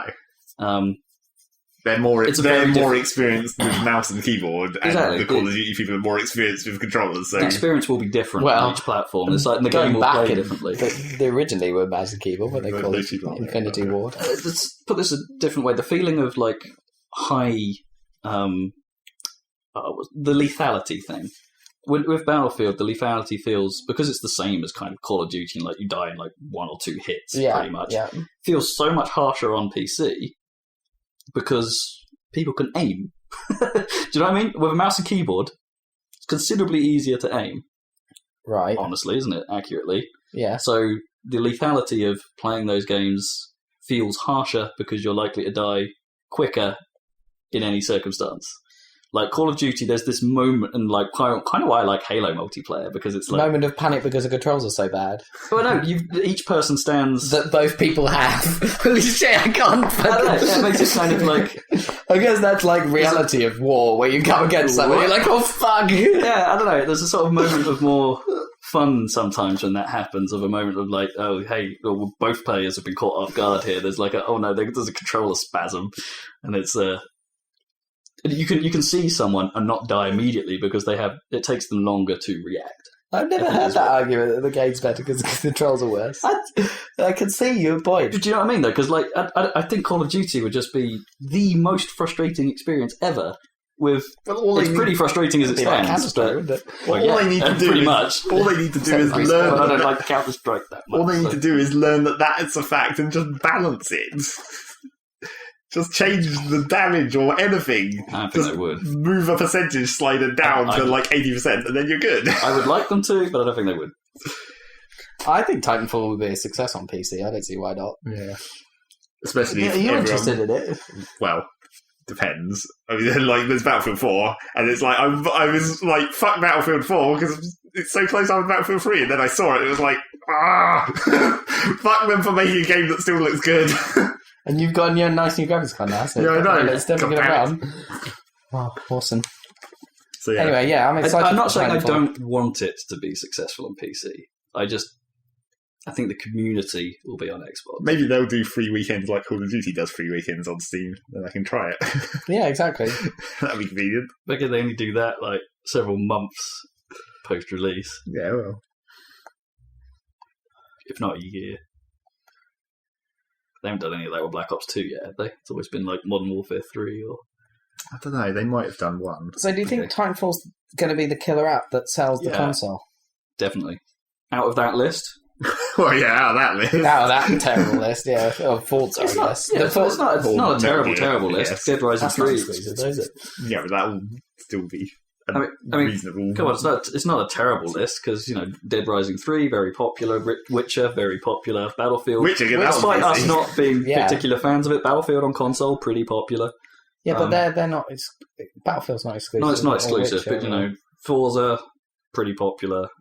They will sell consoles with those alone. Yeah, Crimson Dragon, appeals to people like me, niche but appealing. It's kind of Forza and Titanfall. It's not a bad lineup. No, I'm not saying it's not. I'm just saying it's the lineup isn't like you could play a lot of those games on another platform potentially. Well, Forza, Titanfall are the two biggies. Yeah, one of which you can play on another platform. Yeah. Arguments either way. Yeah. We've gone way too long on this thing. I thought we were going to get through this quicker. Okay. Now there's the little... move on. EA's not going to take so long. Well, no, but first there's 3 little things that were where I was watching a stream. I didn't really watch much of the non-press conference streams, but this was like the 3 out of 4 that I did pick up on. And not that we have to talk about these. There's Zoo Tycoon... Really? On Xbox One. Huh. It was like, Zoo Tycoon, you bring back a bit of a weird... That's a strange IP you're okay. referring to. Ancient ass IP. There was Thief 4, whatever you want to call it, which is just pretty much Thief now. No, my brother made a website for that that's just gone live. Where the AI looks fucking terrible. Yeah, people have not had good things to say about it. Oh dear. So that's looking Fail. not good. And Saints Row 4 is prototype now. Yeah, it looks like they're borrowing too much from Saints Row 3, if you know what I mean, because the steps between the Saints Row games thus far have been quite large steps each time. Saints Row 1... It's like Saints Row 4 is basically the DLC. Saints Row 3. Saints Row 2 is a good direction change. Saints Row 3 capitalised on that direction change with a big style mix-up. Yeah. Saints Row 4 is Saints Row 3. It's just the DLC, but made into a full game. Yeah. Which also makes it so it doesn't look like... It looks like sort of the progression... Don't get me wrong, it looks like it's going to be hell fun, but it's not going to have the impact that 3 did. Or even 2 for that rips matter. off prototype. Yeah. Almost entirely. Well, maybe they saw prototype and said, all right, there's some good ideas here, but it was crap. Maybe. So yeah, that was the in between Microsoft and EA. Then there was EA. The download. Yeah. The down. That's what they called their dumbass press conference. They had kind of a cool... They should have called it the dump. The dump. They had a kind of cool stage arrangement with their 3 mini floating screens and the one big one that could come down at times. It was kind of cool. So the troll intro video was hey, this is going to be Battlefield. Yeah, this is going to be Battlefield. Oh, it's Plants vs. Everyone Zombies. sort of already knew that was going to happen. Really? Yeah, because it had already been revealed as being Garden Warfare, and they'd already released images of where it was obviously taking the piss out of various Battlefield and Call of Duty adverts, only with plants and zombies on them. So it was people were... But it could have been Battlefield. Well, yeah, but it wasn't quite the impact that it could have had if they hadn't released that stuff beforehand. So people sort of knew that there was potential for that to happen. So it's going to be a third-person team-based shooter. Yep. Basically herd mode, yeah. Or horde mode. Yep. Herd mode. It actually looks alright. Yeah. I have to say. It's it looks genuinely funny in places as well. Bring your imp to work day was kind of cool. I think that'll be alright. Yeah. But it's also getting... I believe that's also getting a PC release and cross-platform. Because that makes sense, really. Yeah. Get it to where not Plants vs. Zombies used to be. Will that run on an iPad? No, it won't. No, this won't. It's Frostbite. Plants vs. Zombie 2 will run on an iPad. Did they announce that? Which they also said, yeah. Right. Well, that's a known entity. Yeah, that's been around for ages. And then Peggle 2. Dodgy jump. Dramatic jump, and then complete silence. Because no one gives a shit. I don't know. Or people give a shit, but not that much. Well, I want to know what they can do with the Peggle formula. Really. Yeah, I guess it's there's, how many more mechanics can you invent for a board hitting things? Yeah. Physics. Alright, so then we saw a bit more Titanfall. This is where they showed more of the... I was trying to remember what even this note even says, but it's like, when he was talking about... I can't remember what he was talking about, but I've just written down in brackets, newcomers. Newcomers? He was trying to say newcomers, but he sounded like newcomers. We've got some new cucumbers on the scene, it's some newcomers. These are the best cucumbers you've ever had. They're called newcomers. Yep. So yeah, we don't know all about that. And then someone forgot to turn off their mic for a long time. Yeah. As is traditional. God, that was the most irritating. That was for like the entire thing. I don't know if it was like backing staff or something, but you could hear them throughout most of the show. It went on for a long time. I couldn't really there was quiet enough that I couldn't really make out what they were saying. It's not like, fuck off, Mike, or whatever. Yeah, that was the classic. It didn't have that again, but it was still quite irritating. I didn't know if it was, so it was actually on, I didn't know if that was actually on EA's side or if it was like the people streaming the video. I think it was probably one of the guys backstage. Yeah. Because I'm pretty sure you heard them cue them onto the stage at one point. Oh, okay, right. So I think it was one of the guys. Yeah, it's like, my note here has, my stream at this point had random dude clearing his throat a lot and other people chatting. Yeah. Backstage mic. Hot mics. So, teaser trailer for Star Wars Battlefront. Obviously. Yep, you know, that's going to happen. Yep. And it's DICE made, so it is going to be Battlefield front. Yeah. Yeah. Sounds good. Which is fine. If it's the same game, but with Star Wars trappings, it will sell. But 2142, god damn it. I would have preferred, like, 2143, maybe, or, you know, some, like... Yeah, that's never going to happen. Some other sci-fi future. But this is the interesting thing. If everyone's moving sci-fi, with, like, actually, is Battlefield the only one left doing modern combat, apart from maybe Medal of Honor? Call of Duty, obviously. No, but that's this sort of game future even in Ghosts, aren't they? It's sort of future tech now. It's like destroyed future, I guess. Yeah. Call of fucking everything's moving sci-fi shooter, which is fine because I kind of like sci-fi shooters. Did you see that ridiculous dog-based gameplay? Oh, yeah. That was so stupid. I can't believe how. Fucking hell. Well, you know, that's a very Call of Duty thing, isn't it? Have a small section where you're doing something very different. That's true. It's just like retarded. Anyway, they've done dog combat before in another game, not them. I mean, they, as in like the world. There's been dog combat. Yeah, sure. First person dogging before. Oh wait, that means something else. Yes, it does. Oh dear. There's a market for that, I'm sure. Yeah. Ridiculous. Anyway. So then there was Need for Speed Rivals, and then I put, Hot Pursuit, if you want to call it that. Yeah, what? Who is making this shit? Well, it's not. It's sort of. It's not. But Criterion are involved, but they're not the leads. If you know what I mean, they've got like.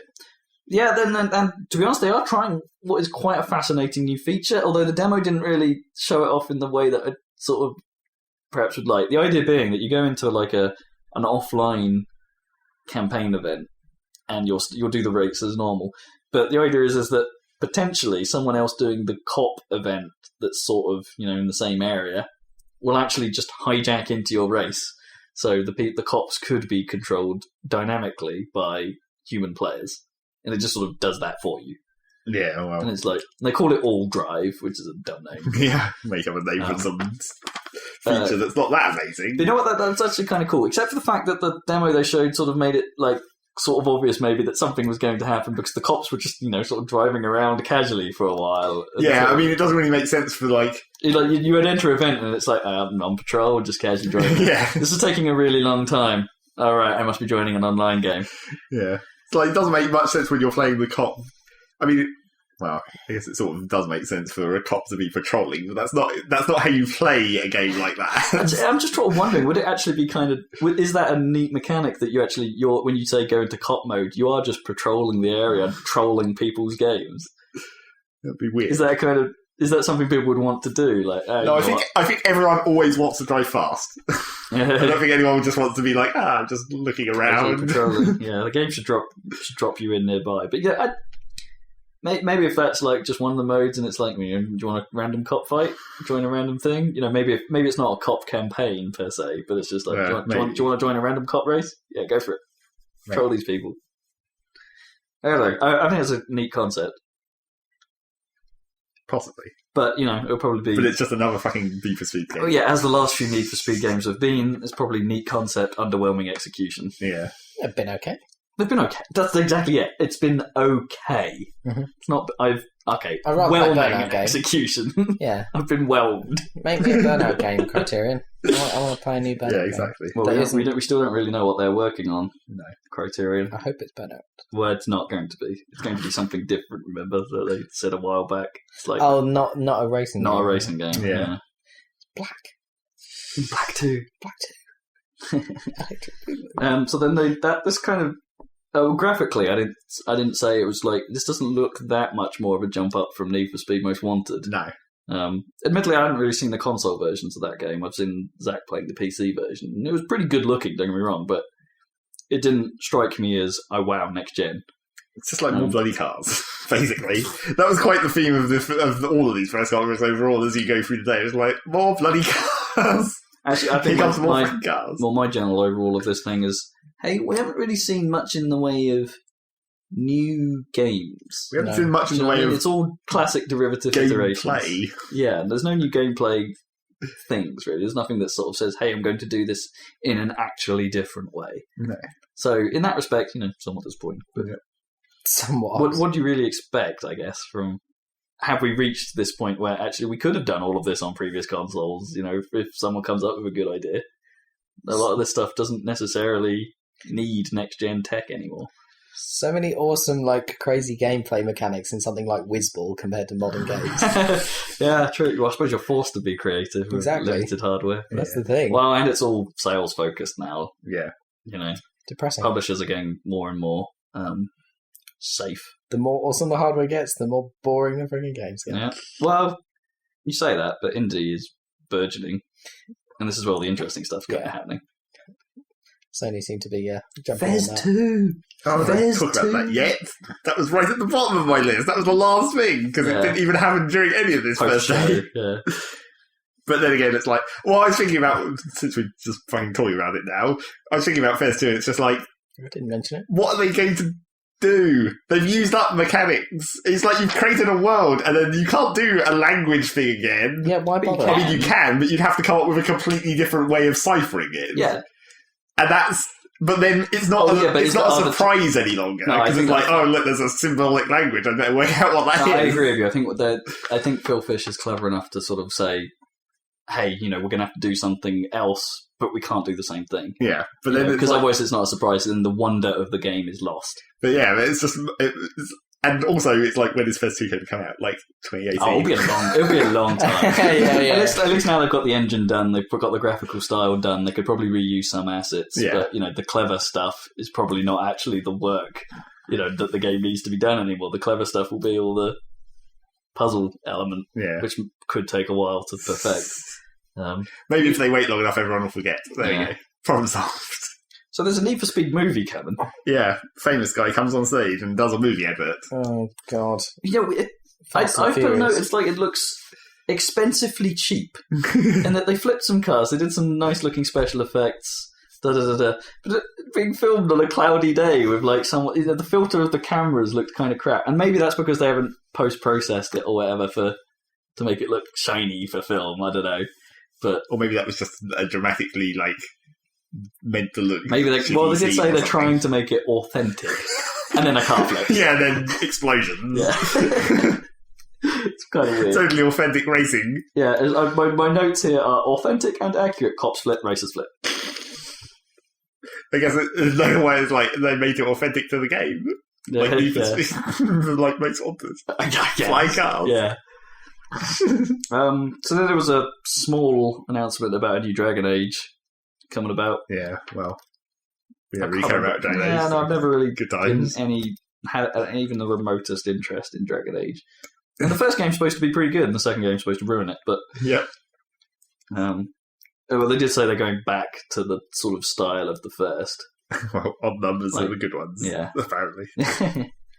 I'm just not that this one's numbered any longer. That quote changes depending on who you talk to. Well, it depends on the series. Sometimes it's the odd one, sometimes it's the even one. So yeah, the Dragon Age is Star Trek is the odd ones. Yeah. Except that's not true anymore. No. It's now the even ones in Star Trek. But that's for the new one.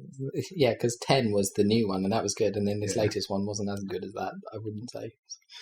No, it wasn't. So therefore, they've sort of flipped, and now it's the even numbers that are good. Maybe when it gets to 10, it swaps. Yeah. Because they had 2 terrible ones in a row, didn't they? They had at the end of the next gen films. Yeah. What, Nemesis and Resurrection? Yeah. Was there one called Resurrection? I don't know. There's normally a film called Resurrection. Insurrection. Insurrection. Yeah. I never actually saw. Oh, well, no, I did see Insurrection, I think, actually. Yeah. How many good? There was one good. Was there one good next gen one? Which was, Generations was okay. And First Contact's pretty great. First Contact was the only good one. Yeah, First Contact's pretty good. Generations is not. I was okay. I don't think Generations is that I bad. think we talked about this before. Yeah, we did. But we should be talking about that anyway. EA Sports. And then rapping. Yeah, poetic. Well, it's more poetic verse. It's fucking rapping. I love how they kept talking about deep ball handling. That was hilarious. Bounce Tech. Yep, Bounce Tech. They couldn't think of any decent name for that. Bounce Tech. With true deep ball handling. I could not care any less for EA Sports stuff. Well, we know. Look, I know they have to show it, but the way they show it is just bullshit. It's like, I want to know actually what they've done to the game. Like, balls not attached to hands? It's like, you mean you weren't doing that before? Well, only because it's all like animations and physics. You know, whatever. It's like all that's going to reflect is how it looks, not how it plays. And I don't care about how it looks necessarily. I want to know how it plays. Well, at least what they showed for Madden did actually make sense in terms of like the physics actually matter and you shove past people. And Madden, they definitely made a much bigger case, but they've kind of already sort of been doing that with, what have they got, the Infinity engine before. It's like, Infinity didn't last very long, did it? Just Ignite now. Well, it's just like a new version, really. Yeah. It's like, I've got to admit, it does look pretty cool. Like, and I also like how it's now Madden 25. Yeah. Because they're like, 25th anniversary, not because it's number 25. Screw themselves up in like 12 years' time. But, yep. We boned it. Also, the guy who comes out and is like, now what you've all been asking for, a trailer of Madden. Yep. Totally what we've been asking for. I have to admit, the Madden stuff looked pretty impressive. You know, like just how characters were reacting to each other. I still don't really understand those things as games. No. If you know what I mean? Where's the... You don't watch... Well, no, but even how you... Like, what element of it, other than, like, picking the strategy, watching it play out, and you playing a very minor role in, like, passing the ball or... Yeah. Like, not like how much of a game is really there? And there's a lot in the strategy, though, in the real game. Yeah, I get that, but it's weird. I'm not sure I fully understand. It's just like in the football games, you understand the whole... Because it's like you're moving the ball and every player you're playing. And you're doing it in one continuous maneuver. Whereas in the American football style, it's like you're doing a thing which might take like 10 seconds. Yeah. And then you stop. But that's how the real game works. Well, no, I'm not saying that, but it's just I find it as something I'd want to play, not so sure about. But then, you know, team games, sports games in general suffer from the control, the players you don't control anyway. That's why I don't really like them that much, because I always feel like I've been screwed by the guys I'm not controlling, which is, you know, probably quite realistic of playing a team game, maybe, if I was a sportsman. But it's not my fault. Yeah. You're not a sportsman, are you? I don't think not by a long way. I don't think I ever could be. No. I had the wrong attitude for it. And then there was FIFA 14. Fuck my team. Which is just like football. Yeah, football. Yeah, right. They showed that same goddamn trailer again. That's what I mean. All of them look like they're going to play like they always have. Yep. It's like, well, Madden may now look really cool with its physics and stuff. It's like, I think it's going to play like a Madden game. Blah, don't care. Right. And then they did just so much marketing bullshit. Yeah. So much. Yeah, you just have to be into it. And then they did the thing that happened quite a lot all the way through all of these press conferences, but was obviously most noticeable here when they did the UFC, where they had celebrities. The wrestling announcer dude came out. It was kind of cool to do the announcements, but then they had fake crowd noise, and that really pissed me off because all of these conferences they kept having cheering at the end of their trailers, like to cover up the fact that no one gives a shit. Well, in sports games, it kind of, you know, certain logic there, I suppose. Yeah. But, yeah. Yeah, and then the awkward celebrities, of course, who did the UFC. Yeah, they did not look like they wanted to be. I did like the guy who was like, "It's about improv," so I took him down first. How do you win? You beat up the other guy quicker. Yeah. Improv. What he was saying is that I used his own tactics against him. Like, he wasn't expecting that. He wasn't expecting me to hit him first. Yeah. So dumb. Genius. The UFC games, while that sport in general doesn't really appeal to me, like most sports, it's like, at least that game looked like it had some depth. Yeah, I guess. apparently they haven't been that bad, but it's just like... Well, this is the first one that... Is this the first one that EA is actually releasing as the UFC license? Because was it 2K running that before? Yeah, they got it taken off them or whatever. Yeah, so, that's why that guy was super pumped about EA. No, I think that guy is just always super pumped. Maybe. I think that's his job, to be super pumped. So, then they had possibly the most ridiculous stage demo ever, which was for Battlefield 4 multiplayer, but they actually had full 64 people on stage with kit playing a game. If that was actually all done live, then that was possibly the most well-orchestrated mass demo ever made. Well, I mean, with 64 people, it's not like they had to respawn or everything. They just had to have everyone standing in the right place. I think the guy they were following was like, he was on God mode or something. Yeah, obviously. But even so, just the way everything happened, it all happened at sort of a good time as well. It's like... Well, I mean, it was just like running through the level... Do you know what I'm saying? Even the stuff that they then came against, like, there's a tank here so we can destroy the scenery and trap it at just the right time. There's the boat coming through the bay as the guys were approaching at just the right time. Well, the chopper comes up just as they reach the top, just at the right time. It's all perfectly orchestrated. I don't think that's that hard. We've never seen one done on that scale to that quality before. Because, I mean, I'm sure in that demo they wouldn't have had... It wouldn't have been like how the actual level was laid out. It's like that tank would have spawned in that street, and the helicopter would have spawned at the bottom of the building, so all the guy had to do was push forward and go up. Possibly. But even so, impressive demo. Well, yeah, I guess. Building comes down. And then they make up stupid shit new words like Levolution. Oh, God, yeah, I'd forgotten about that. Dearie me. And also Commander Mode on Smart Glass. Because fucking Smart Glass. Well... They weren't. Well, actually, what they made it sound like is that it's not smart glass; that it's actually just an app that you can run, and you can tap into live games as a separate mode. Like, so you don't. I love how they think people life. are going to do that.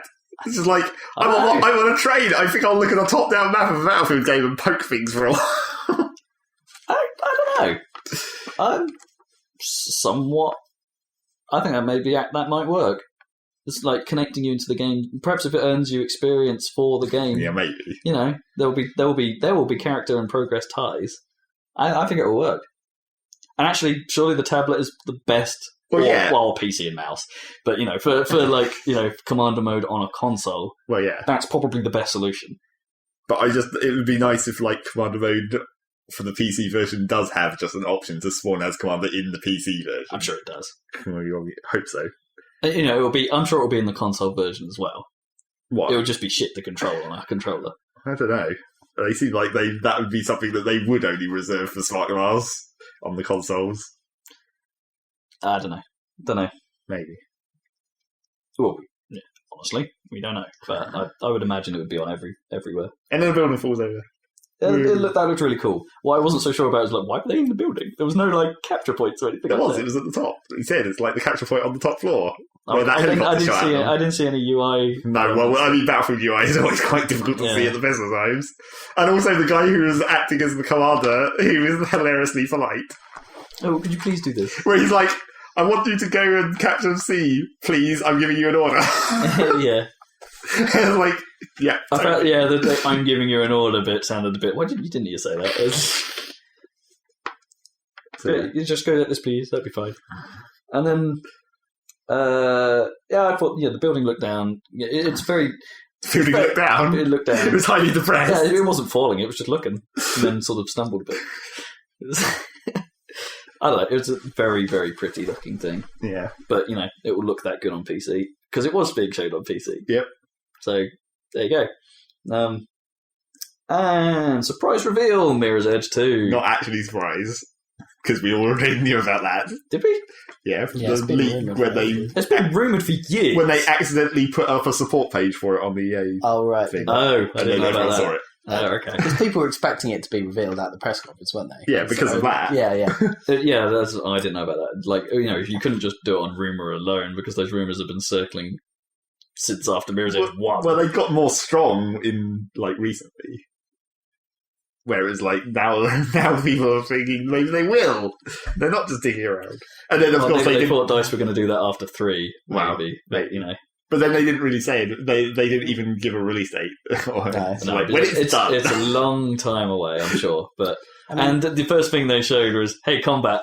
Fuck. Yep, guns. You know what? She didn't use a gun. She didn't use it, but you know that was the same thing. There was a sniper in the scene where she's in that On the lobby and top there's those guys with. Well, I wouldn't call it a sniper. Dude with gun. A dude with gun a long way away from you. Yeah, and you know, guns. They kind of were the worst thing about that game. It was just like some of those enemies had batons, and it was like, yes, more of that. And Yes, then there's just a that would be guy great. with a gun standing there, and you're disarming a guy with a gun. It's That'd like, be okay if they made the hand-to-hand combat kind of nice with people with batons. That would be okay. The problem was is that all of that sucked in the first game. All of the combat element, all of the like, oh, I might randomly die here because I'm being shot at, and there's not a lot I can do about that because these guys are freaking miles away. Yeah. Those are the kind of the suckiest elements of the first game. I actually went back and played a bit of the first game because it's like, this game was pretty sweet. Yeah. It's like, it's unique. It's still unique, and it's still, I love that aesthetic. Like, I think it's pretty one cool of the greatest aesthetics of this generation, but it's, with the exception of the cutscenes. Screw that shit.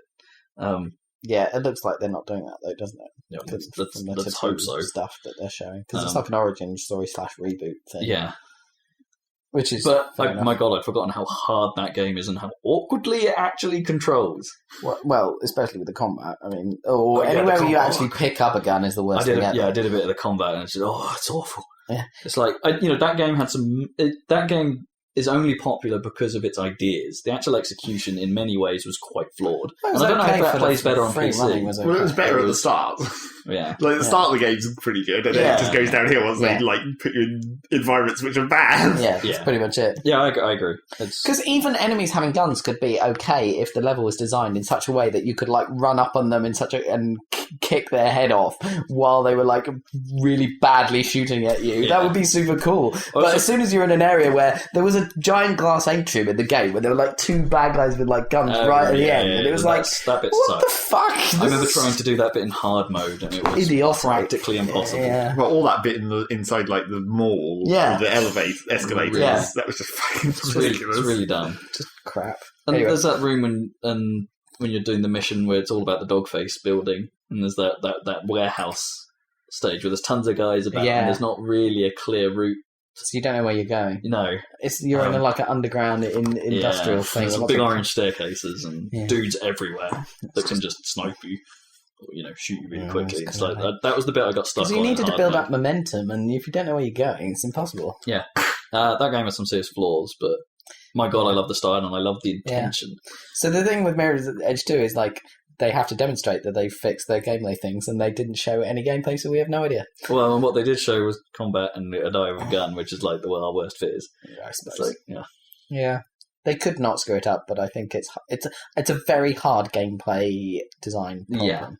Because the controls were fine except for the precision required. The precision you needed on console to do it well, or even sometimes what you just wanted to do, was pretty tight.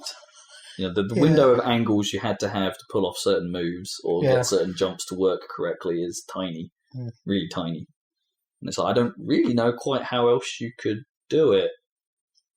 You could make it more lenient, but then that means kind of hinting where you want to go, which was kind of against the game's philosophy. And I don't know. Still, we'll see what they come up with. So glad it exists. Yeah. Either way, could be worth a punt. So that's EA pretty much done. Yay! Sorted. I think we take a second break. No, I think we can fit Ubisoft in. Yeah, should we? Really? All right, you shit that one out. Yeah, basically. I didn't watch this one, so it's all on you. What's going on? There's not much to say in a lot of it. Right. So it starts off with a rock concert. Does it? Yeah. There's a dude with a guitar on stage and playing it. I'm sure he's a famous musician. I don't know. I don't recognise him. And then it goes into Rocksmith. Yeah, it's actually Rocksmith. Oh, yeah, that looked pretty cool, actually. So, yeah. I mean, more Rocksmith. I'm sure Jay will fucking love it. He has already pre-ordered it, I think. Yeah, I'm sure. Something like that. He's pretty excited. Was that the demonstration of the Jam feature. Yeah, but whatever that is. Well, it's supposed to, like, because you play what you want kind of thing, and it's supposed to make a backing band of a certain style. You have to pick what style you're going to be playing in. It'll make a backing band go with you and try and do chord progressions and stuff like that. It is jamming, just with every other instrument, not you. It's kind of weird. Yeah, if it works, if it works, that's friggin' amazing. Yeah. And then incredibly tall woman came on stage with her stupid fucking t-shirt. I don't like her. Yeah, exactly. I don't think she's a good... She probably might be a good presenter, but I don't think it works in this context. I don't think she's good at a video game presentation. No. Also, some of the shit she was coming out with last year was pretty... It was less so this year, but still, she was on that track. And then there was Splinter Cell Blacklist. Which is frustrating, because she's the only woman in the presentation. Yeah. But it's like... Well, apart from the one who played Killer Instinct. And then Oh, deliberately lost, and then deliberately won. We forgot about to say that. Yeah. was Have you ever awful. heard of a shark? That was terrible. No, that was pretty bad. Yep. That's bordering on rape jokes in there, wasn't it? Yeah, basically. Was it? Yeah, just lie down. It'll be over soon. Yeah. I said. It was awful. Pretty good. I remember the crowd laughing. Yep, as they do. And then there's Splinter Cell Blacklist, and that's just, Yeah, same as it Splinter always Cell, looks. and then the multiplayer is back, I guess. Yeah, well, the multiplayer was... Popular Yeah, for the Splinter Cell games, I suppose. as much as multiplayer is popular on that game, yeah. Yeah. Again, I worry about, like... Well, that doesn't matter multiplayer for that stuff. game. That's No. just like... And anyway, it's such small multiplayer, that doesn't need much of a community. Yeah, no, you could play it with like... Even though it used to be 2-on-2, but now it's 4-on-4, so I guess they've slightly upgraded the required number of people. Okay, you might be right. 8 players is normally fine. Then they showed Rayman Legends again, because that game still isn't fucking out. I'm so annoyed with them about that. Because, not that I have a Wii U, or not that I have the capability of playing it, but that's such a... Everyone knows that it was done months ago, and it's like... What the shit? Yeah. Just because you wanted to release it on everything at the same time. Yep. Which I'm not sure makes any cocking sense. No. But it's not like it's going on to the next gen things. No. I do not get that. Yep, so that was that. And then there was the mighty quest for epic loot. Yeah. Which, I guess they didn't really show the game. It was like a ridiculous We've trailer. heard of that before, haven't we? Before the show, I'm sure. But as far as I can tell, it's like PvP Diablo, which I mean, That's fine. some modes of Diablo, isn't it? Well, apart from that, never got put in, did it? The PvP in Diablo 3? They said they were going to, and they never got round to That's a it. very good point. Yeah, I think you're right. They mucked up all the auction house stuff, Yeah. didn't they? And they've just been patching that ever since. Yeah, basically. That was quite a... I don't exactly want to say it was a funny trailer. It was almost funny, because it had the classic where it was like... Almost. It has that sort of like semi-cartoony aspect, sort of, I guess, sort of like Torchlight, but slightly more cartoony than that even. Sort of looks like The Incredibles, that sort of weird All right, okay. buff dudes. Yeah. Top-heavy character Talking. design. Yeah. And then at the end, they just... Buff dudes talking. they just do... They do the classic trope where he's like... He's showing off his fancy castle and all its defences that are meant to defend against the other players coming in. And then at the end, there's another dude who's walking away defeated, and he's like... So you got fucked up, did you? But then they just start swearing hilariously at each other. It's all bleeped, of course, but Right. it's sort of a classic trope of like, it looks like a cartoony world, but then just hella swearing. So that looks okay, I Speaking of guess. which, we've got some South Park coming up, haven't we? Yeah, that's immediately after South Park. Oh, I was didn't it- write anything else apart from that, Oh, so Ubisoft picked up the publishing for that. I guess. Yep. Okay, I didn't know that. Okay. That, that was just another little trailer, really. It Yeah. doesn't really show anything of it again. I so want that game. It's still going to be fine. Yeah. Sweet. Stick of Truth. That looks amazing. It Absolutely. looks great. Well, it looks like South Park, and the most South Park the game has the been. South Parkiness. Yeah. It does. And, yeah, that's what I mean. Everything about that looks great. And then there's a note here that I can't even remember what it was referencing, because it just says, get pissy like the internet. All right. So I don't know what that was That about. must have been a quote. Yep. Then there was The Crew. Yeah, what's that about? Tell me about that. I've read it. I guess it's more driving. Right. Open world driving, is it? Yeah, apparently it's like car MMO. Interesting. So, test drive. Yeah, basically. And that went well. That is what people were It comparing is the it test to. drive people, Oh, I right. think. Yeah. It looked like test drive. You may like, have just turned me engine-wise. right off. But then the idea of it is like, it's not you're meant to be able to do, because it is more literally open world, as in like not just roads. Like there's off road, and you can customize your cars to be more on road or more off road, and then That's right. and then like the off road sections actually have missions that are specifically off road, where it's more like Trailblazer or whatever, I guess. Yeah. Like point to point. So I guess it makes some sense to. And then it's meant to be quite a big world. They show it like, it's the whole of America. And then, of course, it's like, not really, because these areas are actually like hellily large for the part of America they're in. Yeah, or really tiny biomes. Yeah. That kind of approach. So yeah, there's that. But it was more fucking cars in the tradition of more cars in this thing. Then they showed Watchdogs some more. Which looks good. Otherwise known as that fucking bit from the start of Zelda again. Yep. Yeah. where oh no, we've got to get this guy out of here and there's enemies patrolling, so we better make him hide behind these precise pillars as they walk Oh, past. that was in Zelda. That was in the Sony conference, wasn't it, that demo? No, well, maybe. That bit in Ocarina of Time was a deliberate homage to Metal Gear Solid. Yeah. So it's just like, they've been doing that forever and it's still there. Only now you're looking at it for a CCTV camera, I guess. Actually, look like that could be really annoying if that comes up multiple times. Yeah. Because, the dimensions of that could be awkward. So I guess that might have been the other demo of Watchdogs. Oh no, yeah, that must have been the Sony one, because I've written there where it says an actual demo. So I guess this was just another trailer in the Ubisoft thing. That game still looks pretty good. Pretty good. Still yeah. pretty excited about that. It's what they're kind of gunning as a kind of replacement or new. They won't replace Assassin's Creed just yet. But yeah. And then there was everyone's favourite, Just Dance 2014. Oh, who did they have out this time? Did they have any celebrities? I don't think so. Did Nelly or Neo or whatever the fuck he's called? Flowrider, wasn't it? Flowrider last year. Neo. No, I don't think they did. Not that. Yeah, that would be much cooler. Yo with a dash. Yeah, that one. Neo. Why? So yeah, that's still that. I don't think they had any, I don't think it wasn't even a stage now. I think it was just a video. Mr. Anderson. People dancing like idiots in their front rooms. It's all coming back to me now, unfortunately. The classic sort of dancing game demo that no one likes. Of fake families being incredibly enthusiastic.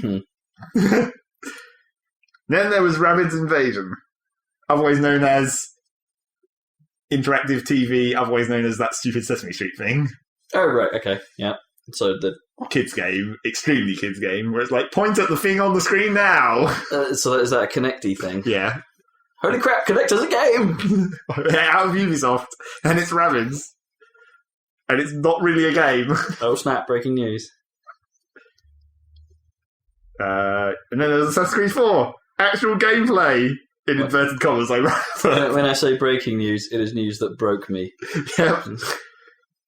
It's like Assassin's Creed 4, actual gameplay, I put in inverted commas, and then followed by, oh really? Because I'm pretty sure that wasn't actual gameplay, that was another fucking trailer. They saved that for Sony. Yeah, then. the actual gameplay. Yeah. That hitched up. Yeah. Yeah, we'll get to that, I guess. The ridiculousness. 2 more Trials games. One on console and one on mobile. I was thinking of getting that on PC. Yeah, I was thinking. Yeah, Trials when it gets cheaper. Yeah, definitely. So yeah, 2 more of them. Us playing the multiplayer, that would be pretty great. Yeah, maybe. It's dumb, but it's pretty great. Yeah. And then they ended on the one maybe important thing out of Ubisoft, which was Tom Clancy's The Division. And that looked cool to me, I think. I'm not sure. What was it? Explain it. It's like an MMO survival game. MMO? DayZ, basically. Yeah, basically. It's going to be... What happens if you die? That's it. Yeah, I don't know. They haven't really specified. Well, the same as DayZ, presumably. Start again. Or are you fighting zombies? Well, no, presumably like... No, it's more like... factions. It's not of like they did a huge ridiculous intro as they did for like Watchdogs or whatever. It's like, oh no, the end of the world. Where it's like, if everyone went to the bank today and there was a virus on the banknotes, then everyone would die and then the world would collapse. Who knows? Right, but not a virus that causes zombies. It was just like a virus that kills people. Right. So it's just like society is broken down and like there's garbage all over the place because there was no garbage service and the power's gone off and all that kind of shit. Right. Yeah, it'd be interesting to know where it goes from it, as you say, as what is the gameplay exactly? Well, it just looks like, I mean, when they showed how it was played, it looked exactly exactly like a shooting MMO where the guns have this gun does 120 to 150 damage, and then damage numbers come off things when you shoot them, and It's weird for a Tom maybe Clancy critical game. hits. It is weird for a Tom Clancy, yeah. Yeah, so Didn't have a kind of zoom out from the battlefield and see it from above? Are we thinking PvP Borderlands here? well, yeah, sort of. Well, because, I suppose if Tom Clancy game, they'll probably be pulling in some Graw type stuff. Well, I mean, a lot of games in this whole series of press conferences had the thing, because the driving, The Crew had that as well, where it's here's our guys doing their thing, and then pan out to a map, and then look at all these other markers on the map that represent other people. It's always for them to know. This is Ubisoft's thing at the moment, isn't it? Sort of hybrid online-offline games. Yeah. What Destiny's doing as well. Yeah. So I guess that's the one thing that was sort of interesting out of that. Is Destiny really doing that? I thought that was basically going MMO. I think you were mostly with just... initially, you were on your own with your friends. It was sort of- public events. It's semi-instant. Yeah. No, Instance I has started. Yeah. That's the Fireteam gig, isn't it? Yeah. Where it's oh, hey, Other people you've joined turned an up. event, Another therefore it will Fireteam. join other people who are also here. Doing the event, yeah. Yeah, that was the end of Ubisoft. Just that. That was the one thing that looked sort of good, I guess. I mean, Rayman Legends and South Park, but we already knew about that. Yeah, not really anything massively revelatory from them. No. And not anything particularly hilarious or dumb. It was just No to Buskers. she talked about how cool she was a lot. Well, she did stand next to Yves Guillemot, who's 5 foot. Yeah, exactly. It's she had super high heels on, and all the developers they brought on stage were shorter than average. It's pretty, she's massive, though. Yeah. She is tall. Super tall. Doesn't she do the voice of Lana? Yeah, I think, in Archer. Which makes her awesome. Or by default. Yeah. Lana. I don't mind. Yeah, her character in that's pretty great, but it's Yeah. but not. I still don't really like her as a presenter. Nope. As she would say. So that was that. That was the first 3 press conferences. Cool, let's take a Just in break. time. So we've got Sony and controversy to come. Yep. And some, naturally flaw-based. Sony, E3. Nintendo, and that's it. And that's it. Oh, and there's some flaw-based news, I guess. Well, any more that you picked up on? Stuff that was outside. Because the only thing I had left on the end note was Fez 2. We already talked about that. Because I wasn't really paying attention after I was done with Nintendo. It was I can't be fucked to watch any of these streams. Fantasia? Oh, well, did we already talk about that? Or did we? No, we No, I haven't guess mentioned it not. before. I think we talked about it last week. Castlevania Lords of Shadow 2. They showed some of the new Batman game Oh, yeah. on 3DS. It's not Rocksteady. Yeah. So we'll talk about that. I suppose they've shown a tiny bit more gameplay of Sonic Lost World. Yeah, they did. Little things like that. We'll talk about all the rest of this stuff in part 3 or 2 if this didn't get cut into a separate part. 2.5. 2.5. We'll come back after this. Yes. Otherwise known as getting peatsed. Yes. Let's get Pete. Trying to get pizzed. Or get burged. Or something. Otherwise known as we're going to be hella lethargic. Cal, this is a lot of podcasts.